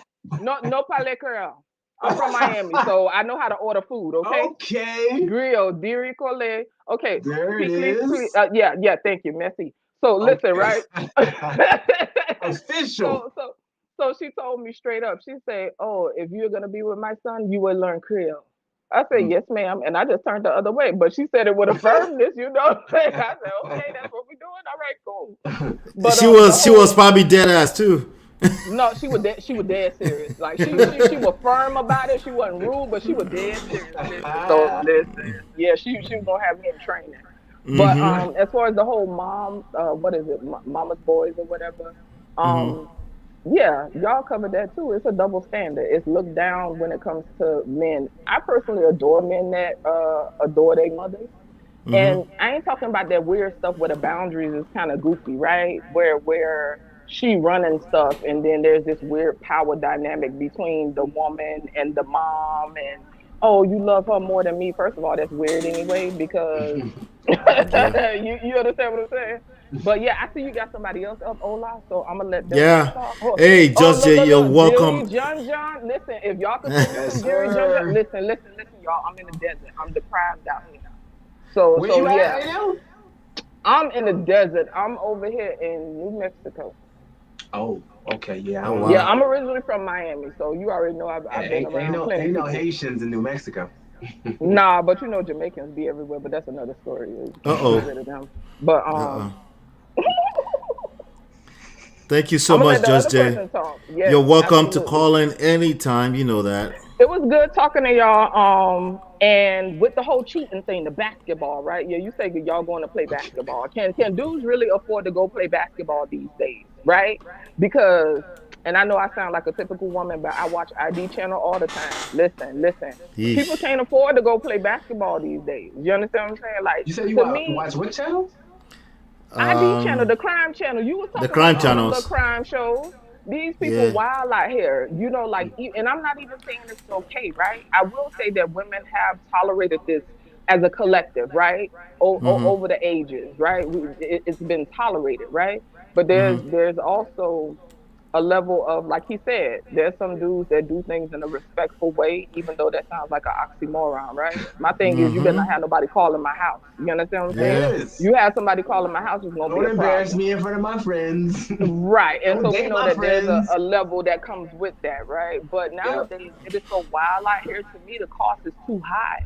Even when it comes to STDs, pregnancies, and you know, oh, you got a side chick, or oh, everybody decide we're gonna bring somebody into the fold. Then these two decide they finna plot against the wife to take her out to get the insurance. Listen, it's too crazy out here. So all I'm saying is, y'all can't really afford to go play basketball. That is definitely one of the rarest type of stuff you talking about right now. That's not rare.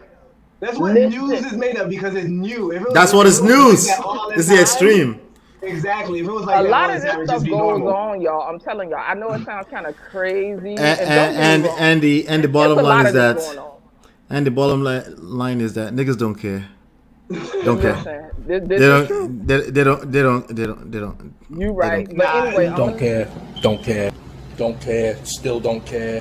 I don't care. I don't. I don't care.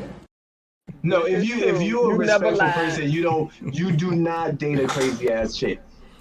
You know, yes. But I've heard that they would date somebody who know how to play her the position. best woo-ha. I mean, that's what these dudes say in the spaces. If you lack judgment, that's on you, because that's just bringing more drama to you. And I'm telling you, you get to a point where that drama is just not worth it. Exactly. It's not worth it. And that comes with that maturity and that development, like you said earlier.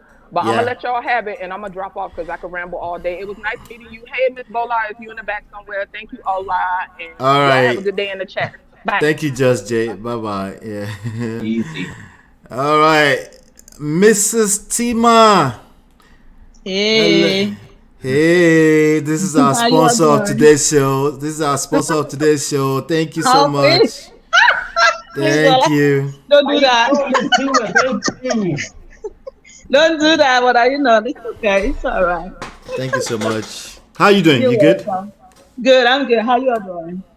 Very well. Very well. The last, I was a little bit triggered too with the last, the lady video about, how I feel about all this situation, Which one? It's like Melly? Melly, right? What usually bother me about that kind of video is like, for every speaker that who come on and speak about this or that, somehow they are feeding into someone's spirit, okay? And sometimes I worry about these young minds. They will take that message base value and looking for someone like that. Like, are you kidding me? Like, how old are you? Like, how old are every single one of you, right? So, but at the same time, I try not to hold them into highest regard, because first of all, you have to consider their age and their experience, right? Where they're coming from, right? Yeah. So, but again, as an adult, What yourself. happened to your audio? Okay, stick to the network. We lost you. Can you hear me? I can hear you now. Yes. So, like the last caller said, like you can hang yourself from the chandelier, or how do you call it? It's not gonna be a thing. Right. The brother is gonna do what the brother is gonna do anyway. It doesn't matter. Okay. Right. So I guess at the end of the day is within yourself to find what works and what doesn't work. If it's working, keep on it. Like, keep doing it. If it's not, it's time to walk. Sometimes you just have to take that responsibility, really. Right. I think what you women have to do, and I apologize for saying like that, but truth be told, you guys got to decide if you want excitement or you want, long-term stability. Because a lot of times what happens is you're accepting the excitement. And then a lot of times these men, because the truth is, if a man chooses the woman who is going to keep him running after her, then, he probably is not trying to lose her either. But a lot of times men get into a situation where they're like, okay, well, I want my cake and eat it too. And so they'll just choose somebody that, they'll settle. That will accept that. They'll choose somebody who will accept that. And a lot of times it's just settling. But it's also because they know what society is saying. Like they don't want to get into a situation where, they look like they're simps or they look like they're pussy whipped or whatever the case may be. So they'll take somebody who accepts all of that, and then they can run around trying to be trying to be the man or whatever the case may be. But a lot of times it's the women who are saying, I'm okay with this excitement that this dude seems to be bringing, as opposed to, you know what, I'm gonna look for somebody who, he is out. Like when he goes out, he's taking me with him. If he's not doing that, I mean, you may. That's a reason. At least there's a reason. Right, and I agree with you, but like in some cases, like the difference between the woman who is looking for excitement or who is looking for long-term relationship, I think sometimes it has to do with what stage of healing process the person is. Okay, because again, we are the product of our experience. If you never been married before or be in a serious relationship before, you have to start somewhere, right? So you don't know who you're gonna get really, right? Until you have the accumulated. Until you're in it. Until you're in it, you have the accumulated experience that you can compare. Like, oh, maybe this is not what I want to begin with. But I can bet you that for most women, what we are looking for a long-term relationship. I don't know how it's for men, but for we women, our intention is to eventually, I don't want to marry somebody that I'm thinking in my head like, oh, this is not going to be a long thing. Like, I want it to be forever, right? But how much of, if I'm dealing with somebody who is not in the same mind frame, there will be no way for me to know unless I have a period experience to compare it with. So, and then Wait, Tima, wait, just look at Markin's face right now. This is what he's trying to say. Okay, go ahead. Let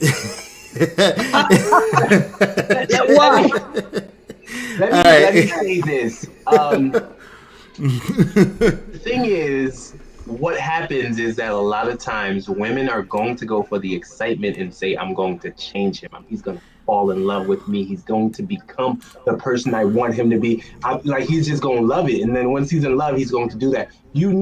So if you see, I don't know if you guys watched the interview that the woman, the Jackson woman, the girl who wore the banana and was standing up for her man and was all that good stuff. Did y'all see that?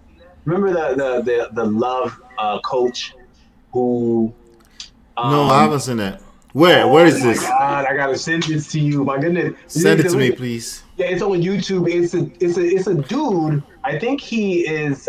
He's a relationship coach, but he also does it really from a spiritual or religious Christian standpoint. Oh my God, it was like 2 different episodes, and so. But you know who I'm talking about, right? The Jackson dude. Yeah, Derek Jackson. Derek Jackson, the relationship coach. So right. He was caught.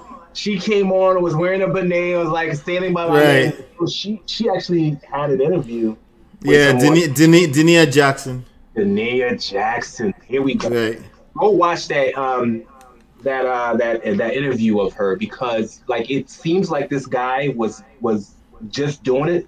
She met him in college. He was like the football player. He's that guy. Been like this. He's been she talked about a situation where once upon a time, he had so many guys. They would be crossing each other, going up to his apartment. You know what I'm saying? And they knew of each other and all that good stuff. Why did she stayed with him? In fact, when he proposed to her, she was like, "Oh, she's so happy. He's the one she chose." This whole time, it's like, I'm going to get him to be different. She was picked. She was picked. And so the thing is, I think a lot of the time it's not that they don't know, it's that they want it so bad, they're gonna be like, I'm going to work it out. Once you know this man is out here doing this thing, you can decide to leave. But absolutely. I agree with you again, right? And I know that individually, right, everybody have to take responsibility, of how if you are if you are involving yourself with somebody, it is individual relationship to make sure you you know what you are putting yourself into, right? Right. So using the example of the Dania, right? That's Dania Jackson. Yes. Right. So when you are in it, when you are go in there, you are going with, and I'm talking as a woman now. I don't know how it feels for as a man, right? And I'm not making excuses, right? Again, everybody, you have. Feel free. I'm just playing with you now. No, I know. But it's okay, so when we are going in it, we are going with open mind. Like, you feel like you find your own person. Okay. So I mean, if you don't know what red flags are, or you have not been in that kind of toxic relationship before, I mean, it feels like it's not right. Like you can see, you can smell it, you can feel it, but at the same time, it's like maybe it's not that bad. Like maybe it's not that bad until you are actually in it, and then you realize, holy, what am I putting myself into? And then it's not as easy to just turn around and turn back and say, I don't do it anymore, kind of thing. Yeah. I don't know. Yeah. I agree. Yeah. It is No, you're on especially, point. like once your feelings are involved, it's definitely difficult to be like, I'm just going to turn it off. Right. Yeah, it's tough, but you've got We needed to spell that out, because to an extent, for me, I want you to feel, because that's the experience.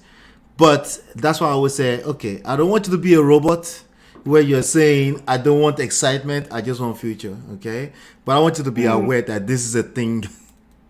So when you're aware, then just being aware is half the battle won. But this is a real thing for men as well, where you're excited, it's just the moment before you know it, she's pregnant. You didn't mean to be with this person for the rest of life, but you're stuck for the next at least 18 years. Right. Right. So being aware is really all you can really control. And if you're aware that being aware is all you can control, it helps everything else too, as opposed to trying to be a robot, which is what social media and Gen Z is trying to do, be a robot. That's not going to work either. Yeah. But good one, good conversation. Yeah. Thank you so much, Tima. Again, I appreciate it. Thank you. You're welcome. Thank you, guys. All right. Thank you. I've got to run. You've No, we're round up. There's one more question you gotta address. One more question. All right. Okay. Yeah, because she asked this a while ago. She said, Ola, did you do research on 80% of women initiating divorce? What's your take on that? I have no idea. I've never done research. I didn't know it was that number. Is it really that number? So they said it's a talking point, but I've seen sources. If you check, what's the name of this source? The same source that everybody use. They do the population stuff. If you do Google it, you'll find more than enough. But it's from 70 to 80%, and it goes up to 90% when they're college educated. So that initiate divorce, that initiates it. Okay, that's just what's recorded at the court. So I wouldn't worry too much about that. Just because they initiated divorce doesn't mean they're the cause of divorce. Yeah. Okay. Yeah, I'm seeing those numbers. What I saw is 70, but I mean, it's definitely a very high one. Okay. So my thing is, it doesn't necessarily mean that it doesn't necessarily bode well for the men, and they're using that as something that's good, but there are factors there, right? I mean, there's also the possibility that a lot of men are cheating as the result. Now that's why I'm going to initiate divorce. A lot of possibility that a lot of men are also abusive, so as a result, I need to get my ass out of this relationship. Get out. There's options. Yeah, exactly. So it's not, you just throwing that number out there doesn't necessarily tell you anything about what that number indicates. The number is used to shame women and try to force them into a situation they don't want to be in. I think it's lame when people bring it up anyway. But I think I referenced it because I was saying something else entirely. Does excitement and long term look the same? Does excitement and long term look the same? I think she's trying to say I want both. Do they look the same? Yeah. You can find it. I would say that you should look for it, and I would also say that the way that it looks the best, and this is exactly like she was, I forget her name, Just Jay. Right, Just Jay. Just Jay was saying she understands why you could call her Kemi. Is Bola not Kemi too? Bola is Kemi too, right? Or Funke? Bola is Funke. Funke, yep. Yeah, okay, all right. Okay, so Just Jay is Nigerian? No, I gave her a name. Somebody gave her Kemi here, and I gave her Jolasun. So we gave her Nigerian names, yeah. Gotcha. Okay. So Kemi was saying that she can understand why I would go with the age difference, and part of that I think has to do with excitement, because I think part of the excitement is somebody who is leading. Like that person seems like they got their, like it's the same kind of thing that happens when a person is just confident. Like they're coming in and they're like, let's go do this, let's go do that, let's go do that. And if you have age with you, you'll have that same level of confidence. If you have some level of confidence, you'll have that same level of confidence. But you're not necessarily the same dude who's been out here, you know, getting the confidence because you've always had women chasing you down, or you've been like the superstar football player, whatever. You were that kind of guy. You have it for separate reasons.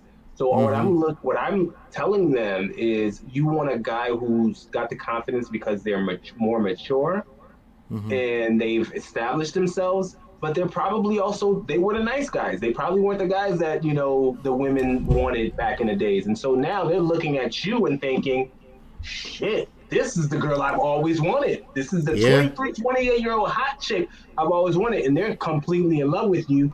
Yet at the same time, they're also providing that kind of confidence and excitement that you're looking for. And so that's the reason why. That's the reason behind it. It doesn't necessarily, it's not something that's necessarily going to happen, but that, I think, allows for the possibility of that, the odds of that happening to be a lot higher, in my opinion. Right. Now, I'm not sure if you wanted me to say this. You're an attorney? Yes. Okay. All right, good. I didn't want to distract you, but somebody said the speaker is fine. We're gonna call Bola right now, but I appreciate that. Hey Adana, good to see you. Adana, good to see you. Yeah, let's. It's exactly 3 hours. Let's stop it right there. I want to say thank you, man. This was awesome. Bola is gonna be jealous. I think hers was actually better, but either way, you know, it was all exciting, you know. You think I'm biased, right? Listen, if I say Bolas is, if I don't, yeah, she's gonna get me later. I don't want to do that. Yeah, but this was good. This was good stuff, man. Maybe, hopefully, you know, soon again, you know, we'll come back again and do this. There's a lot more stuff we're gonna do together. I want to say I appreciate you, man. Men, women want to hear more balanced men, upstanding professionals, people who have gone through it. They manage, they made it work. They keep their home together. Because the loudest of them are the ones that haven't been able to keep their home together, and their rhetoric is not encouraging. So they want to hear more from people like us, and that's why I will keep doing this, you know. And they don't want to hear people actively trying to shame women into submission. You and I know that doesn't work. Not with Bola, but anyway. All right. So somebody said Bola ain't worried. I'm waiting for her to come back. See, they're waiting for her to come back. Yep. So yep. So it's gonna be fun. We'll try to do something. It's gonna do more stuff. But I want to appreciate you for coming, because this is your time. You didn't have to. But yeah, thanks, man. Thanks for having me, man. It was a blast. I appreciate you all and all your comments. Love it. All right, bro. We'll talk soon. All right. Talk later. Bye-bye. Yeah, hanging in the back. All right. Yeah. All right, ladies and gentlemen, we finished. We did it. Do me a favor. Go to loveandprestige.com. Download the book. It's free. Shout out to everybody who made him feel comfortable here. Thank you. Gracious Greatness, Shinye, Adana, you came a little bit late, but you can catch up. Chidima, shout out to my Chidima. Toby and Tribe, everybody. Shout out to the sponsor of the stream, Open Floor with Tima. Thank you so much for that. And Bemocrazy, I want to see more of you. I appreciate you. Patricia, thank you so much. I appreciate all of Una. Hopefully, you've been enlightened and educated. I will see you on the next one. Peace.